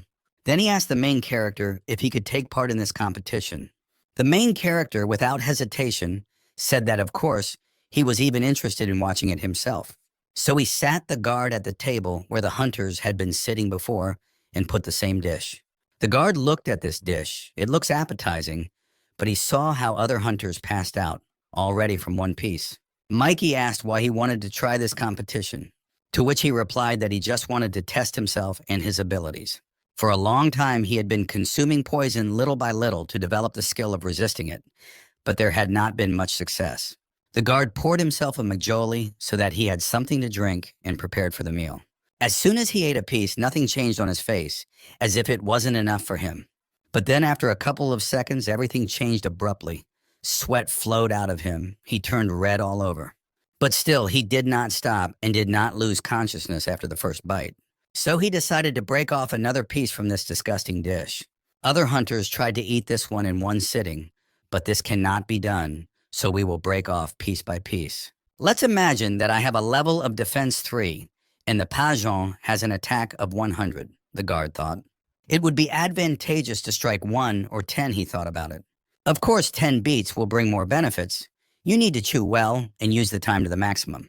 With each new bite, the guard felt unbearably bad and disgusted, but he held on. Mikey understood his tactics, and he liked it because he made the right approach. The main character began to root for him because he is the only one who has advanced so far. While Mikey and the guard participated in the competition, the fox combed the nabi and dried its fur. The guard was able to finish the entire dish. He coped with his task. His face was relieved. Mikey was also happy about this because he was the only hunter who coped with the task. The guard got up from the table satisfied. He was able to prove to himself that he had not trained with poisons in vain. For the fact that he coped with the competition, the main character said that he would receive a weapon. The guard pointed to this flaming sword and said that it was called Miss Zero since this weapon had not chosen anyone. To which Mikey replied that he should not worry because here you can come to a mutual agreement. The bottom line is this: if you decide to get a princess, you need to pass a test. A knight made a marriage proposal to a princess, and he heard in response that if he wanted to marry her, he had to catch the dragon that lived on the mountain and cut his neck. Courtship, then a test, and if you pass it successfully, then you will have a wedding and a happy ending. The guard decided to clarify, that is, the princess is the equipment and the warrior is him. Mikey said that he thinks correctly. And immediately the guard said that he would not like to go through this again. Looking into the inventory of the main character, he could choose anything his heart desires there. The guard took the magic armor that is pulled out of the belt when the spell is cast. Their main advantage is that they don't need a heavy case. The guard was very happy that he had acquired such a weapon because it was stealthy, just right for him. The fox thought about it because much more than 30 minutes had passed, and if it went on like this, she could stay here for the night. She lay down next to Nabi, hugged him very tightly, and so the two of them fell asleep. Mikey and the guard looked at the sleeping children and were touched by this sight. Most likely they were very tired while playing with each other. The next day, the city was enveloped in bad weather. It was raining outside. But that didn't stop Mikey from holding the second round of the hunters' competition. This time, the hunters already knew what to expect, so they were serious. This time, they cooked thoroughly. They even took hot sauce with them to bring down the taste of the food. And each of the hunters began to pour hot sauce into their mouths to dull their taste buds. The main character looked at them, saying that for this, he could not disqualify them since they did not break the rules. All the hunters were determined to win. The main character wished them all good luck. Still, it didn't help the hunters. They still felt the taste. Two hunters, pushing each other, tried to run out of the diner. This time, Mikey has created a dish with a freezing effect. Even jackets and heating pads do not help in any way. Meanwhile, the main character enjoys calculating profits. Now they have doubled. Then the fox ran into the diner. She greeted the main character. Nabi, as soon as he saw her, was immediately happy. Lately, they often spend together. Satisfied, he ran in his arms to the fox because his friend had come, and Mikey, as always, was cleaning up the hunters who had lost consciousness. Again, a whole line of hunters crowded at the diner, although today the weather was cloudy. The chefs from the neighborhood cafe were seething with anger because at this rate they would go bankrupt. They decided that they needed to come up with something to get rid of the main character and his diner once and for all. An employee of this cafe watched all this circus. She was not surprised, because they always behave like this. The chef of the cafe was seething with anger, because over the past 2 days, the main character has earned $3.5 billion. The chef of the restaurant suggested to his friend that the main character's snack bar be visited by a food sanitation check. While they were discussing a plan to get rid of the main character, the waitress served the table. They were happy with their insidious plan and were already preparing to implement it.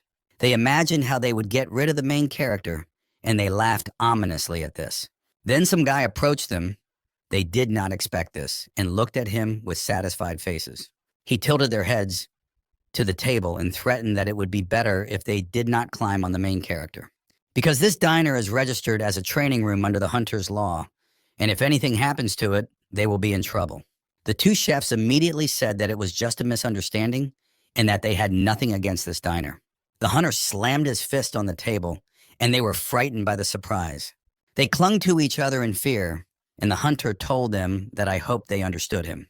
Otherwise, all their establishments will be shattered to pieces, and they themselves will be penniless.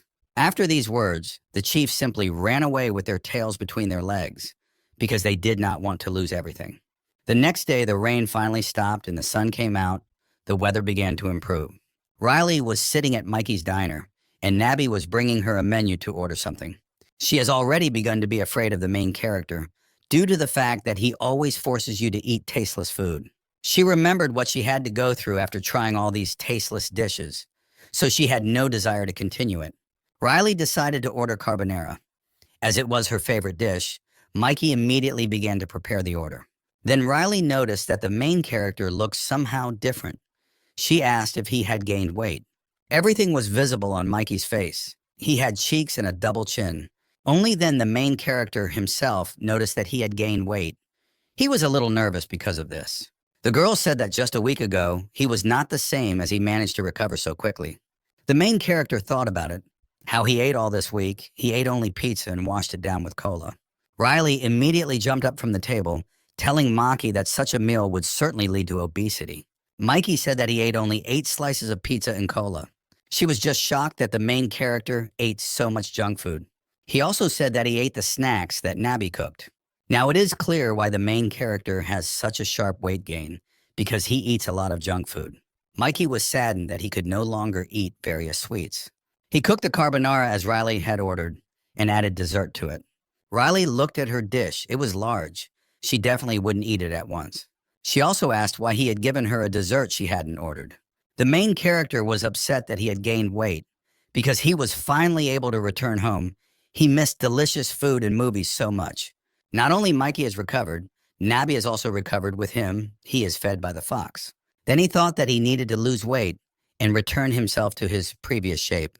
He opened his inventory to get the ingredients for the dish from there. Here he has prepared all the ingredients that are needed to cook a weight loss dish. The main ingredient is raven meat, which is so rare that it can be compared to a dragon. First, apply the Fire King crystals evenly before cutting and marinating the meat. Usually the Fire King crystals are used instead of salt. If the magic power is applied incorrectly, everything can explode. After all this, the main character added ant powder from Allswear, which is usually used instead of sugar. He also peppered this meat with fruits from the planet Crypto. Nabi asked if it would be too spicy. It is so sharp that it is used in the creation of weapons. It is not particularly edible, but it has a great effect on the heart and will help you get rid of extra pounds. The final touch remains. Use magic and then the dish will be almost ready. This is done in order to get rid of excess moisture and fat in the meat. At the same time, the meat can be soaked in the ingredients. When you cook together, it turns out much more interesting, said the main character Nabi. And now the dish was ready. It looks appetizing, but it tastes, as always, very disgusting. Mikey began to cut the meat into small pieces to eat together with Nabi. Mikey stuffed a piece of meat into his mouth. It tasted just terrible, but for the sake of losing weight, you have to be patient. Then suddenly some wave hits him right in the chest. From this blow, the main character flies aside, and Mikey falls flat on the floor. He did not even expect such a sudden blow. When he got up from the floor, he was trembling all over, and sweat was pouring from him like a river. But it was worth it. All the fat just left him. This dish was a success. It turned out that you just need to eat it, and all the extra pounds will go. The next day, Riley went back to Mikey's diner for lunch. Joyful, she looked into the diner, greeting Mikey and Nabby. The main character looked like before. In just one night, he managed to regain his previous weight. Riley was shocked by what she saw. She couldn't believe it. She asked how this was possible, because yesterday you were overweight, and today you lost weight as if nothing had happened.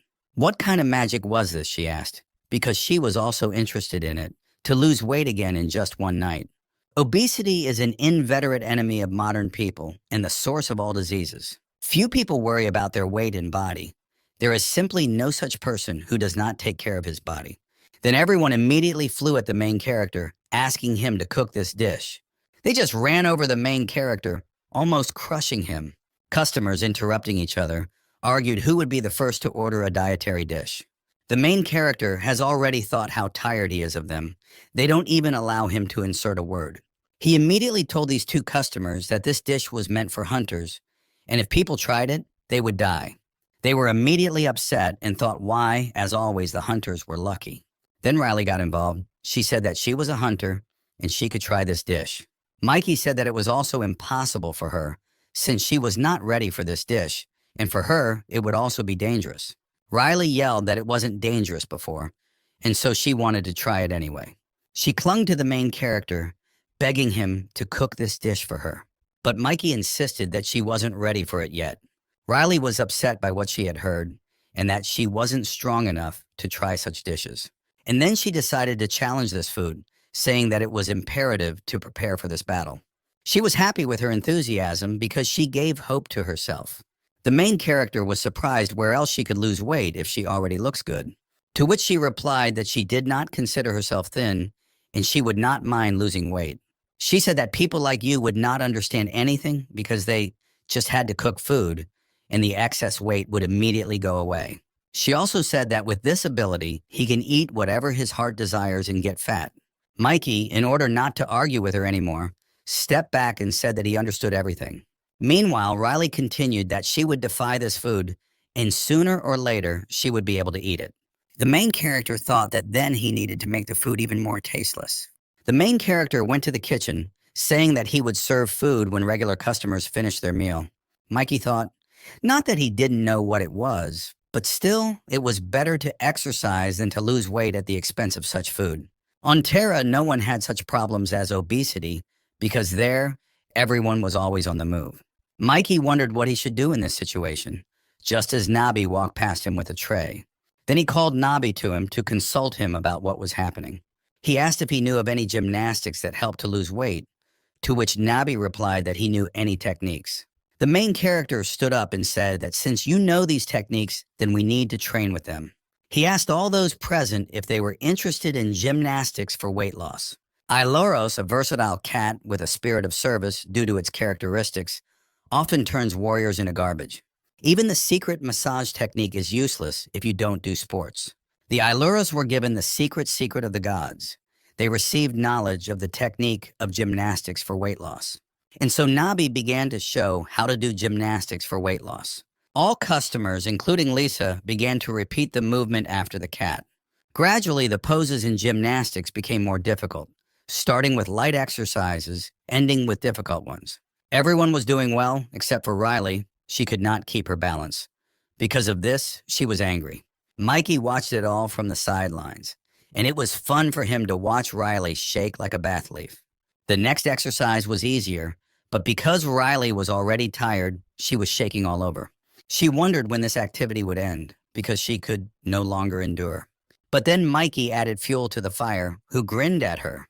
Seeing Riley getting distracted, Nabi immediately jumped up to her and told her not to be distracted and to work hard. From the fact that she could no longer withstand the load, she screamed, because she had already begun to freak out.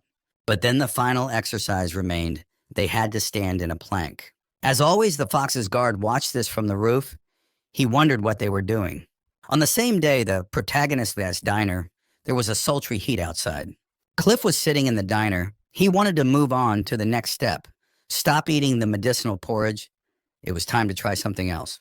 Mikey agreed with Cliff's words and said that he would come up with another healthy dish for him. Cliff has changed a lot in all this time.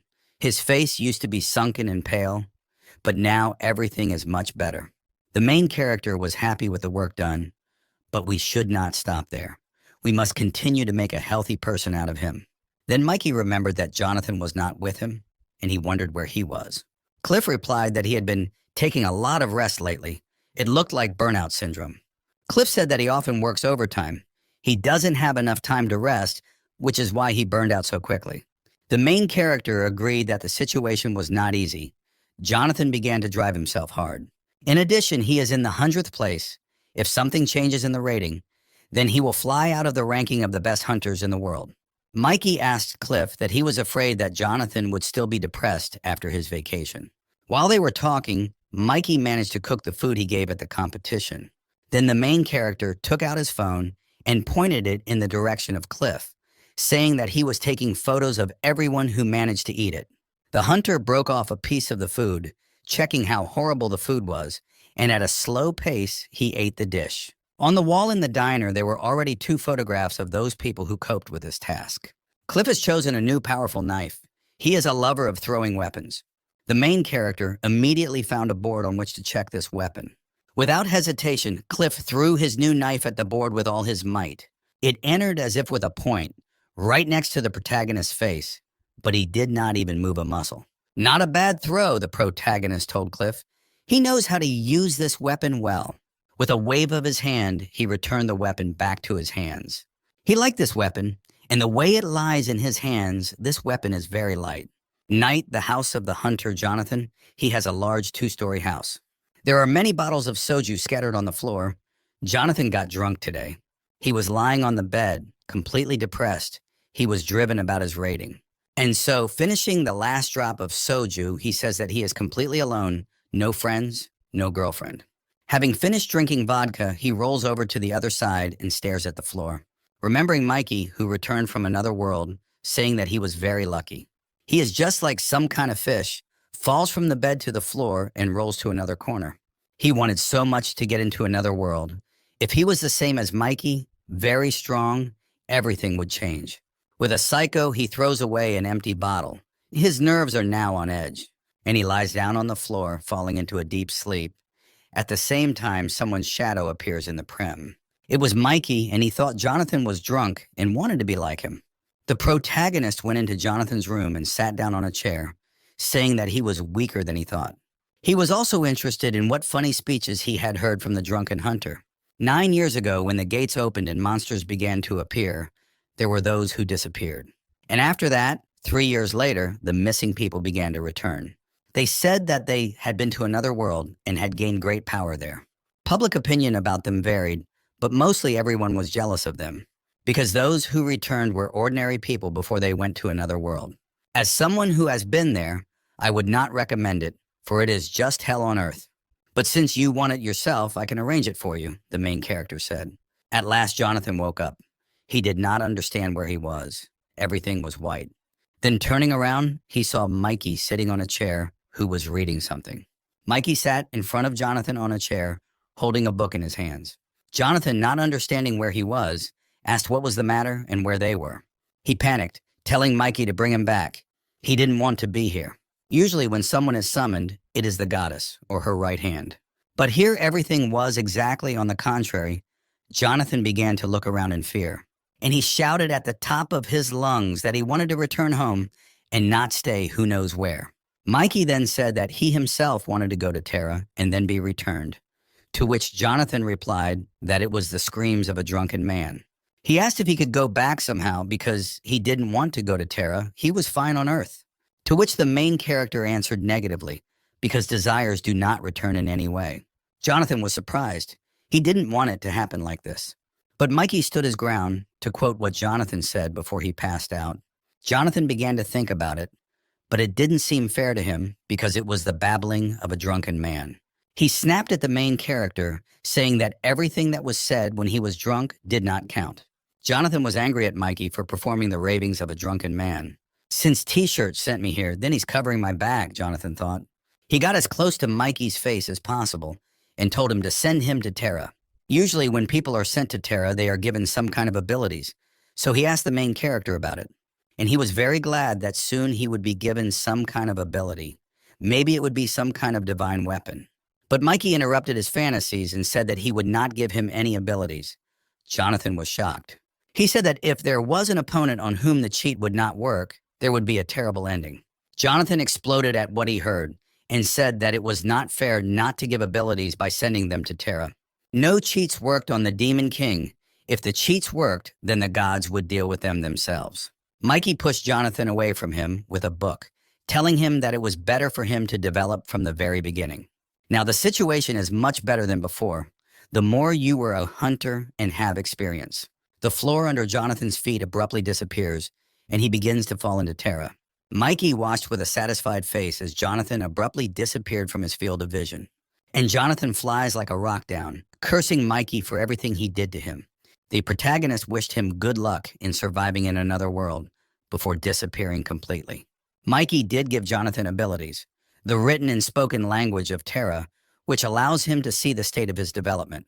Meanwhile, in another world, which is almost no different from Earth, Jonathan stood in front of the board with announcements, the completion of which gives experience points. Today he did not find anything worthwhile for himself. Fortunately, today he will be able to rest.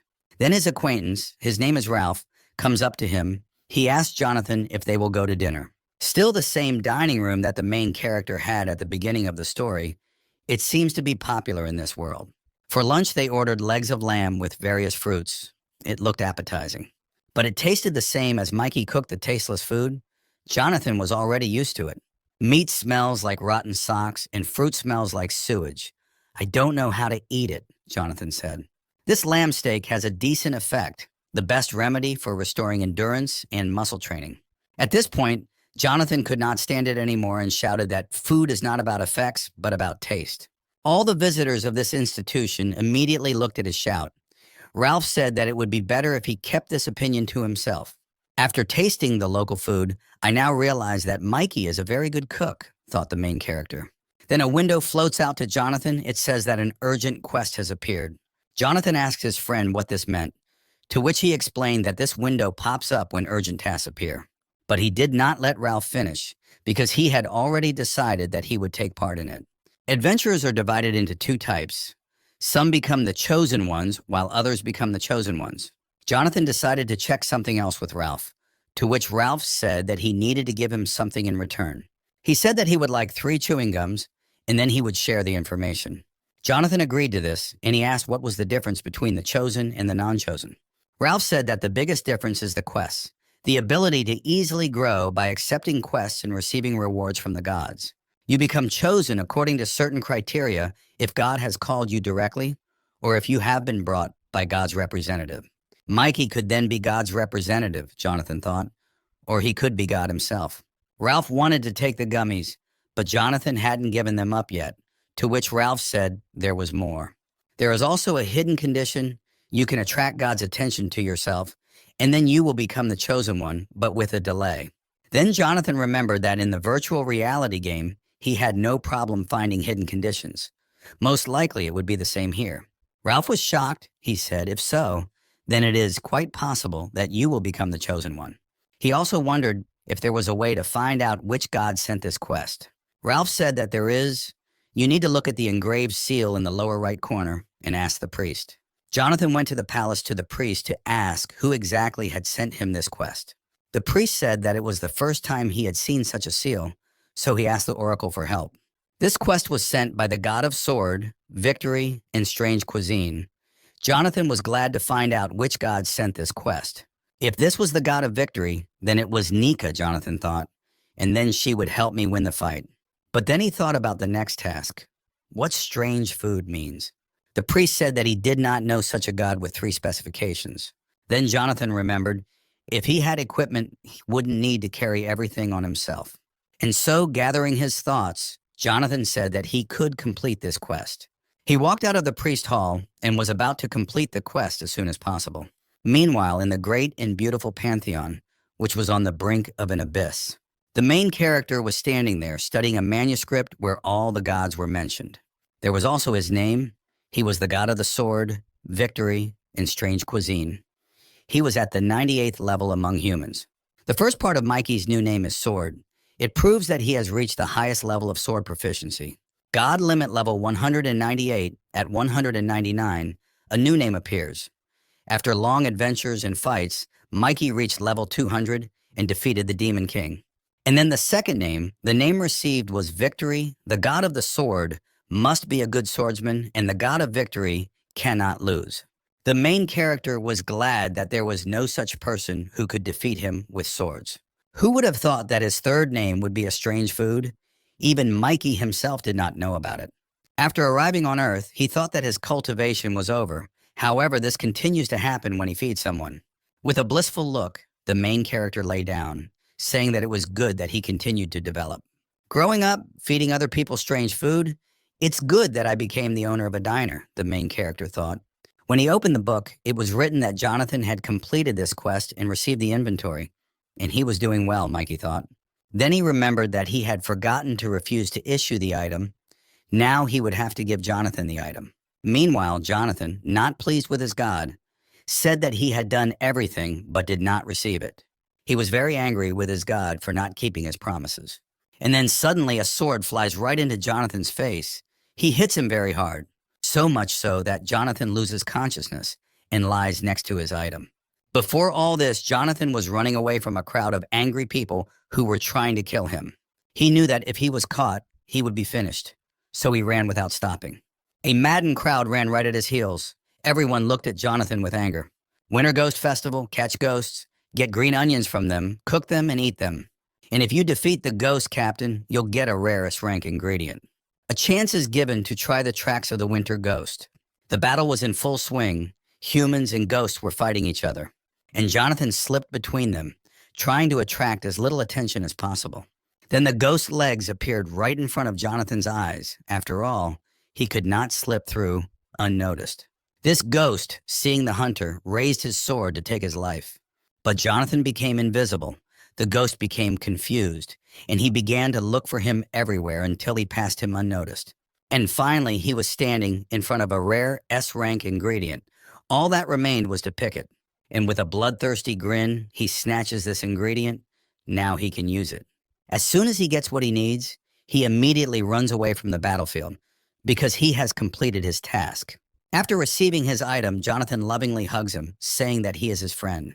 But after he stole this ingredient, he is hunted by other people. They want to drink his blood and for him to return this ingredient to them. Breaking away from the chase, Jonathan began to warm up to somehow relax his body. Jonathan quickly completes all the tasks that the main character sends him. Jonathan on Tera has been called a bizarre thief, with hero powers that use stealth and inventory ability. Tera is plunged into chaos due to the appearance of a strange thief who is terrorizing them. Then suddenly a guy named Carter appears, who was at the beginning with the main character. He said with tension that the thief was Mikey's doing, that he was the one who sent him into this world. Mikey, slamming the book, said that he was the one who sent him, but did not expect that he would do such a thing. Jonathan's main ability is a superstar. He loves to be the center of attention, and because of this, his power grows. So the main character also opened the inventory for him. It's like giving him wings. After another successful robbery, Jonathan was tipsy. He liked to be here. But he is not bad in himself. He has a sense of justice, the main character said. As long as he doesn't belong to a community that cheats, a sense of justice doesn't work. The protagonist has disabled Jonathan's ability to bribe, but still, he continues to send the protagonist trinkets. In any case, what he sends to the protagonist, all this was intended for aristocrats. Mikey liked what Jonathan was doing.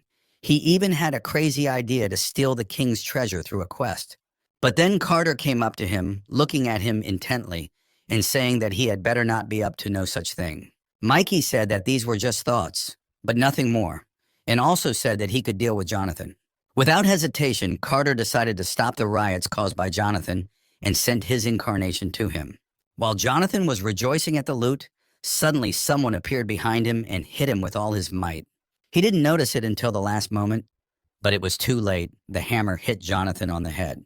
He thought that the end had already come, but then he woke up somewhere, screaming, not understanding what was happening. Nabi began to calm him down, saying that everything was fine. Jonathan looked around and realized that he was in Mikey's diner. He began to wipe the drops of sweat from his face, because it's not every day that you die like this. Then Jonathan took out his phone and was very surprised because only a day had passed since his disappearance, while 6 months had passed on Tera. He wondered if it was all just a dream and everything that happened there was unreal. But then he remembered that there was a game system on Tera, and he decided to test it. Calling the system, he made sure that it was not a dream, and also he had become the 43rd level. Out of surprise, he threw away the phone. Jonathan was overjoyed because now his level was much higher than before, and it was only in one day. With joy, he said that he loved the god of strange food, and that he would even erect a monument in his honor in the building of the First Order. Mikey heard all his joyful cries. He was already tired of listening to it. He wondered when Jonathan would calm down. Cliff enters the diner and slaps Jonathan on the head for making noise. Meanwhile, in the center of A, the main directorate of hunters, Jonathan shows an application for a raiding battle with other hunters to increase his place. Cliff couldn't believe him that in one day of his absence, he had been to Tera. Jonathan said that he would register for ranked matches and play against everyone, from 99th to 90th place. Cliff said that the participant should make a bet on what Jonathan could bet. He took out a sword from his inventory and said that this was the rate he would have. Cliff wondered where Jonathan got the sword and inventory from. After all, the day before, he didn't have all of that. It looks like Jonathan wasn't lying that he's been to another world, Cliff said, and Jonathan winked at him. With a disgruntled face, Cliff pulls out a wad of money and says that he was wrong when he said that Jonathan is playing poker. He approaches one of the soldiers and gives him this bundle of money, and he happily accepts the money for winning. Jonathan got angry and yelled at them to go dump all the money in the casino. The next day in the protagonist's diner, Mikey sat on the couch drinking tea and watching TV. It said that the hunter Jonathan was able to climb in the ranking to 92nd place. Mikey was happy to hear what he heard, because now Jonathan will not be driven about it. Mikey didn't know what to do anymore, because there were no customers today, and he had already done everything that could be done. Then he began to flip through the channels and saw that now he could go fishing in one place. Then this wonderful idea struck him. After he returned, he did not go fishing. Without hesitation, he gathered all the fishing equipment and set off. He warns Nabi and Fox that he is going fishing and leaves the diner under Nabi's supervision. They wished him a good trip in fishing, and they continued to play ball. Mikey went to the very place that was mentioned on the TV. Approaching this place, everything was empty, as if all the people had disappeared. Mikey walked up to the guard box. An old man leaned out of it. He said that there was no entrance fee, but fishing gear had to be rented. The main character said that he had his own fishing tackle, so he would not rent anything, but he would not refuse the bait. Then the old man asked if Mikey had a hunter's license, and Mikey wondered why the old man was asking. The old man said that there is a small crack here, and a monster appears from there every time, so only hunters are allowed to fish. Mikey was not frightened by this in any way. Most likely this is some kind of harmless monster. Otherwise, the hunter management would have taken over it. The monster only appears while fishing, so he asked the protagonist to be careful. Then Mikey remembered that his father loved fishing, and they used to go fishing together. He remembered that when he was little, his father often took him fishing, which was his father's favorite hobby. They always went fishing together, and his father taught him what to do and how to do it. From the caught fish, we cooked mountain, a fish soup with the addition of vegetables and hot pepper paste. Therefore, fishing simply could not help but become the favorite hobby of the main character. Mikey was already completely ready, and his favorite fishing began. There are so many white lotuses, but the quality of the water is just terrible. Most likely it's because of the crack. Then something took the bait of the main character, so the fun began. Mikey began to pull the rod towards himself with a satisfied grin to pull out the fish. The fish was not one of those who give in easily. It took a little effort. And finally, Mikey pulls out a medium-sized fish. This fish is called a top-eyed fish. The fish has a taste of mixed soil and fresh water, a fishy smell that does not evaporate for several hours. No matter how you clean it, there will still be bones. They are sharp and strong enough to dig into your throat. This is really the worst fish. Just in the taste of the main character, it remains to catch more of them. Here, the director of the Hunters Center came to the same place. He was enjoying today's weather. It was in this place that the mucus zone was determined. It must have been identified as Zone F, so no one was sent here. When the director came to the fishing site, he noticed the main character. He remembered him at once, the same strong returnee who kept his diner. The director noticed how the main character had already caught a whole bucket of oversights. Mikey said that he was going to prepare these superficials, to which the director replied that it was a complete mockery. Top gazers are a very good ingredient, to be more precise. It's a great ingredient for weapons. The director thought with displeasure that he wanted to prepare these superficials as weapons and treat the hunters. He wanted them dead. He immediately said that you can't sell weapons in the diner. It's hostile to guests. Finally, the main character realized who was standing in front of him. It was the manager of the gate of the units. Mikey immediately said that he was not going to sell them to hunters. It was for another purpose. He said he was going to use it against the slime that had formed here. The director looked at Mikey questioningly. The main character said that this dish would kill the dragon, that he had some kind of slime there. The dragon, the strongest monster, one of the worst monsters of the East and West. The director didn't believe it to catch the dragon and kill it with food. It's some kind of joke. But the protagonist returned, who destroyed the SS rank gate. Maybe it's really possible. He asked Mikey if it was really possible to destroy a slime by cooking.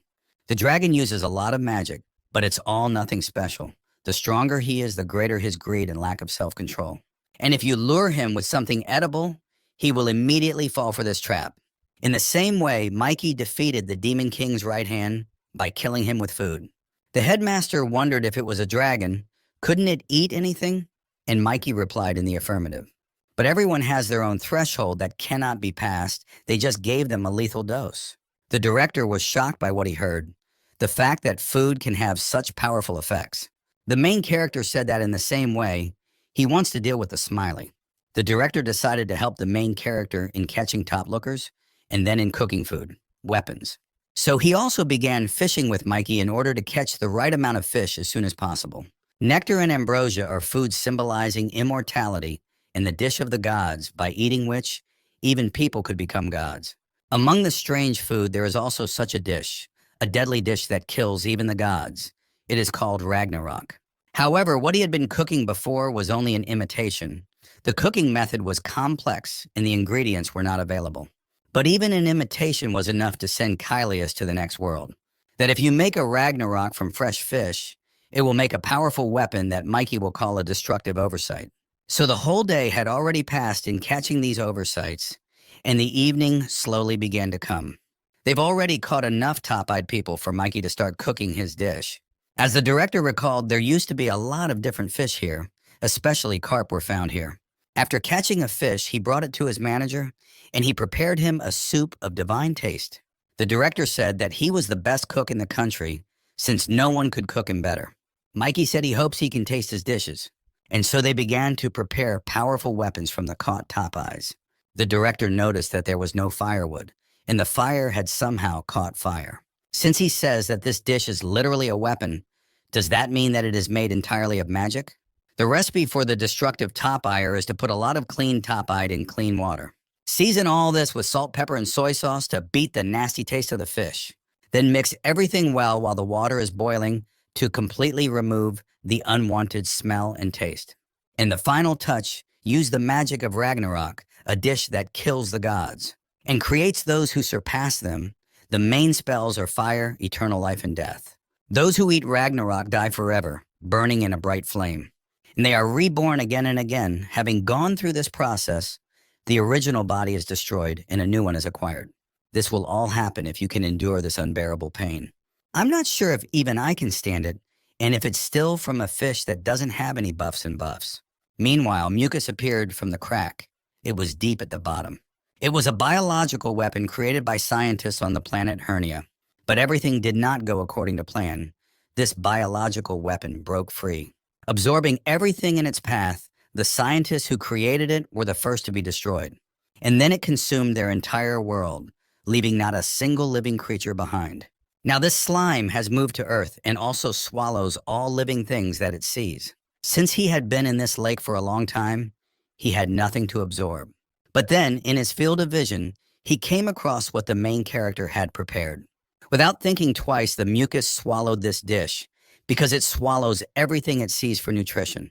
But after the mucus ate this dish, something terrible happened inside the body. The mucus slowly began to die. She could not cope with this pain. And gradually it dissolved in this water, leaving no trace behind. The main character watched all this collapse from the sidelines. Finally, they were able to destroy this slime once and for all.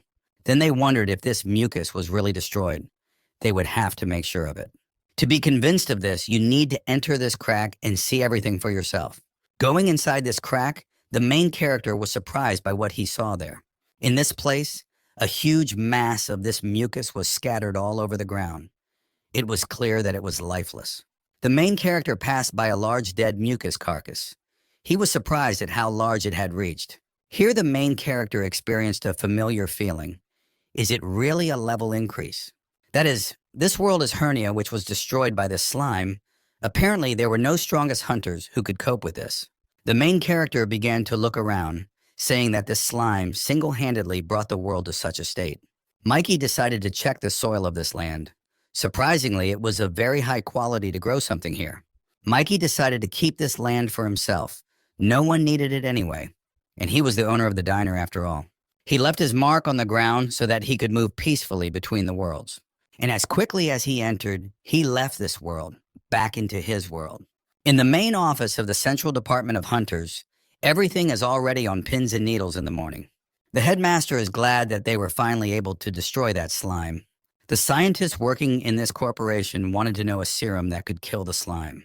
But the director has already repeated many times that this is not whey, but just a dish.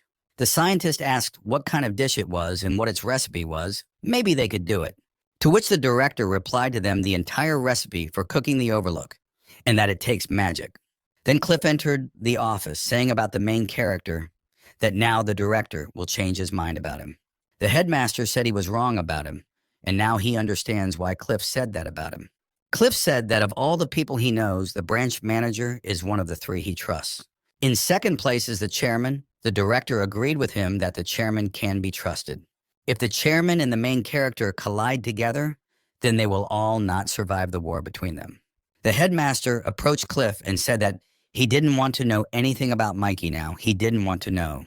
But then Cliff yelled at the director, saying that he alone should know about the main character and suffer. The director said that if he knew about it, then the chairman would definitely find out, and this could not be allowed. A disgruntled Cliff left the principal's office and went to the main character's diner. Then he remembered that in the basement of the diner, he felt something. He would have to check it. Meanwhile, in the basement of the diner, there was some kind of slime, which was fed by the main character. Also, in addition to this slime, some other slime appeared in the basement. It was the same slime it had managed to separate from its body and was able to survive. He only needs to grow up again and become strong in order to absorb this world. After swallowing another slime, it couldn't grow in size in any way. Nothing changed at all. It didn't even become stronger. Slime realized that what he ate had no effect. It was only adept at sharing. Then the main character noticed all this, and he approached the slime with an angry grimace. Slime, noticing him, was frightened, because now he will definitely be able to kill him while he is defenseless. The main character took out his sword to finish off the slime once and for all. Slime, having already said goodbye to life, closed his eyes so as not to see it. But at the last moment, the protagonist stopped. He smelled a delicious aroma emanating from the slime. Behind the slime, he saw a small piece that smelled very tasty. The main character let go of the weapon, took this piece and looked at it. He decided to taste it. The taste was just amazing, even better than the previous slime. He looked at the slime and realized that he could do it. He was the one who gave out such a sweet jelly. Mikey wondered what he should do now, because after all, this is a monster and not some kind of pet. But still, I decided not to kill the slime, but to look at its past and then decide. He took out a time loop to go back in time and study what the slime was doing. It is a God class item that allows you to grab onto the target's timeline and view their memories. Mikey held the time loop up to the slime to see its past. After looking at his past, the protagonist wondered what to do with this slime. A few days later, Cliff and Jonathan were walking into the diner, talking merrily about something. When Jonathan opened the door, his leg was stuck in some kind of liquid. Looking down, they saw a slime crawling. They were a little frightened by the surprise, and immediately looked at the main character, asking what this monster was doing in his diner. Jonathan sat down next to the slime and said that it gave off a pleasant aroma, as if he had come to a tropical island. But this does not mean that you can just keep slime here. It is very dangerous. Jonathan decided to pull out his gun to get rid of this danger right away. But he knew that Mikey was much stronger than him, and if he did, he would not live. He said that it was unacceptable to keep a monster in the diner. It was completely different from a cat assistant. At this point, Cliff stepped in, and he said that there was a solution to this slime. He took it in his hands and began to tug at it, as if lovingly, saying that it can be said that this is your battle monster. Cliff asked if he had given him a name, to which the protagonist replied that his name was Kai. And then he wondered, but this can work. He has already tamed the cat. Why not tame the monster? You can register this slime as a battle monster. For this, you will also receive a subsidy for training. The main character immediately said that he would not want his slime to be taken on the battlefield. Then you can indicate in the documents that the slime is F-class. Then it will not be taken anywhere. The main character liked this idea to do everything like this, and then no one will get to the bottom of them. Everyone was happy with this decision except for Jonathan himself. He didn't understand how he could lie like that. About slime, he was dangerous. But then Nabi came up to him, offering him a cup of coffee while the dish was being prepared. As he sat at the table drinking coffee, Jonathan thought he had warned them, and if anything went wrong, it wasn't his fault. Jonathan ordered himself 3 servings of lamb steak to eat up his displeasure. He defiantly leaned back in his chair, saying that he had been on Tera for 6 months and already missed normal food. Nabi was delighted with this, and due to this, he would give him additional service. Kai was carrying portions of lamb to Jonathan's table in displeasure, saying that he would soon show them all here. Having served the food on the table, the hunter looked at the lamb steak with appetite, already imagining how delicious it would be. And so he began to eat this steak, immediately biting into large pieces. Kai looked at Jonathan, wondering how he could eat it if he himself had almost died from this dish. Then regular customers came to the diner. They came here almost every day. Everyone greeted the main character and began to take their seats. Kai was already running around delivering orders to one table, then to another. In the meantime, the director decided to visit the old man who had this crack. The old man was glad now everything could return to normal, and it would be fine again as before without this slime. The director poured soup, apologizing to the old man for not solving this problem right away, to which the old man replied that he understood everything. They did nothing because it did not threaten society in any way. The director encouraged the old man, saying that everything was already behind him, and good times would soon come. In the main central office of the hunters, a small problem was found. From above, an order came for additional help, which should soon arrive at their disposal. It was an official decree on the replenishment of the staff. The top listened to the request that the director had previously reported. Then he sent this appeal when he was very angry because of the lack of staff, since after that competition, all the hunters took a sick leave. He could not believe that the chairman would comply with his request, because he had never done such a thing before. The director asked Secretary Riley who had been sent to help them. She said they were all metal heroes from Isaac headquarters. The director was shocked. Aren't they the best among the elite? Why send such a force here? Did the chairman really find out about the existence of the main character and his diner? Mikey is back, so he could be a huge disaster. He far surpasses the combat power of the First Order. If they decided to add strength to pacify him in an emergency, then it makes sense. Meanwhile, in the protagonist's diner, everything goes on as usual. The main character was visited by the Fox's guard. His name was Styles. He decided to try a new dish. Everyone in the diner supported him, saying that he could handle it. Having coped with this portion, he asked the main character for another such portion. Kai took the rest of the food and took it to the kitchen. Style immediately tensed up as slime appeared in the diner. And here is a fox who is constantly present. It can be dangerous for her. You need to be on your guard. Styles thought he shouldn't let the fox get hurt. Mikey promised the slime that if he worked well and didn't cause problems, he would take care of him. Mikey picked Kai up from the floor and took him in his arms, telling Styles that there was nothing to worry about. He also said that slime is so elastic that it can be used like a basketball. Styles warned Mikey that he needed to hide the slime for a while anyway, because a mobile mechanized division is coming here, and they hate slimes. Styles began to explain what kind of brigade it was: a returning hunter, a man with abilities. A hunter who hunts monsters of gates and rifts, a shield that protects humanity. But there are not so many such people, so people have created a company in which cars are produced. Initially, these robots were completely remotely controlled. But then, since it's not convenient, they made people sit inside and drive these machines. Although it is a good weapon against monsters, it still has its drawbacks. If slime seeps into this machine, the person there will be defenseless. Many people have died from slimes in this way, so they hate them. Meanwhile, in the main central office, mechanized equipment arrived. The commander of this unit was a girl. When she met with the director, she saluted him and introduced herself as Jenny. Other robots under the control of humans arrived with her. Jonathan immediately noticed this girl and thought that he should get acquainted with her. She turned at him menacingly. The director realized that nothing could be stopped. Jonathan looked at Jenny and said that he liked girls, soldiers, and unmarried ones. Jenny, not tolerating such an attitude towards herself, gave Jonathan a slap he did not expect it. Cliff and the headmaster could barely contain their laughter, but Jonathan was angry that he had been so humiliated. Then the director began to show Jenny how everything works in their management. But then she stopped and said that she had heard about a diner. She would like to go there. She said that she had always wanted to try the monster dish, but Cliff was already tense.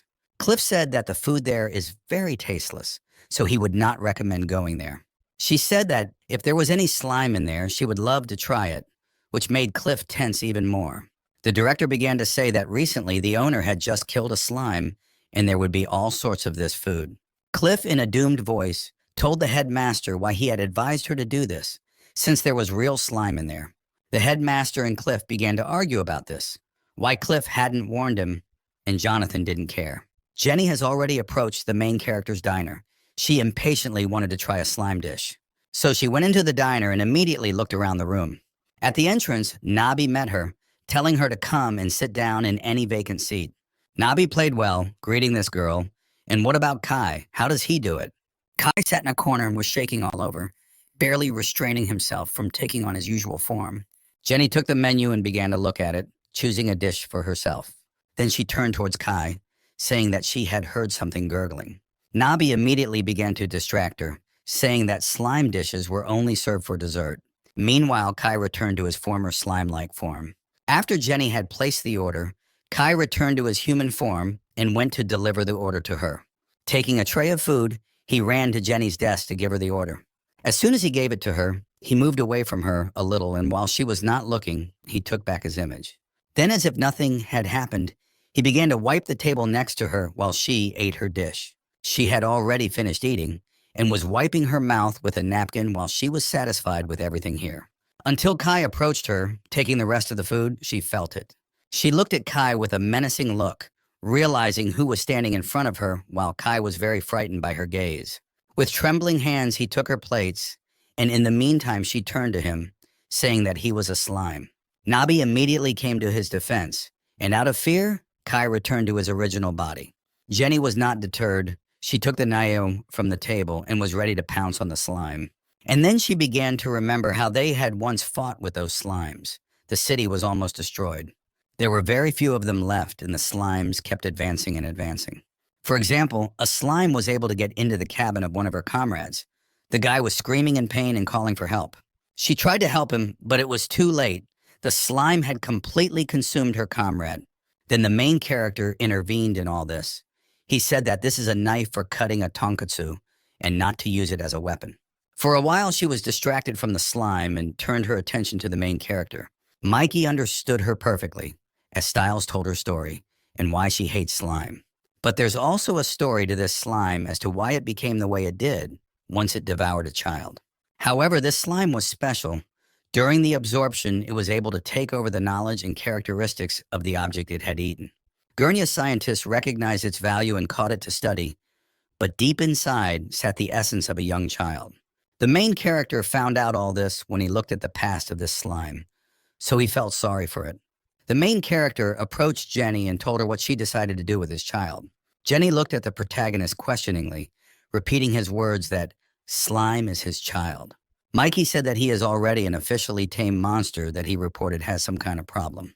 She knew that she was much weaker than the returnee, so she did not decide to continue the argument with him. However, she was still staring menacingly at the slime, wondering how she could kill it. She asked the protagonist if he knew what it meant to show a slime to a member of a mobile mechanized squad.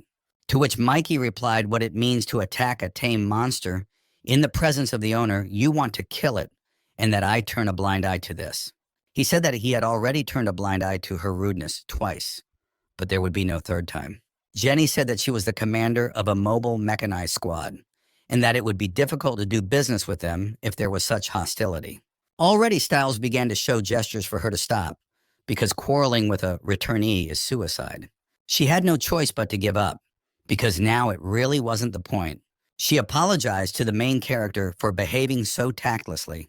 Mikey said he would turn a blind eye to what had just happened here. Kai brought her the already cooked dish, but he was no longer in the mood to eat it. Finally, the day came to an end, and the main character was able to close his diner. Nabi was very tired today and fell off his feet. He fell into bed. Today was a difficult day for everyone because I had to quarrel with the captain of the mechanized detachment. Mikey was also exhausted today. He wanted to lie down and fall asleep as soon as possible, forgetting today. Nabi then wondered why they hadn't hidden the slime as Styles had told them to do, to which Mikey replied that it wasn't a crime to be here, so there was no point in hiding it. At the same time, it was a training session for the slime itself, the one who couldn't last even 10 seconds before held on for a minute today. And now Mikey is already yawning. It's time to go to bed. The morning of the evening is wiser. Meanwhile, Kai remembered how the main character called him his child. In front of that woman, he was pleased. Mikey and Nabi were already asleep, so Slime decided to lie down next to them like family. The next day, Tank Top had a sore body as he lay in an uncomfortable position all night.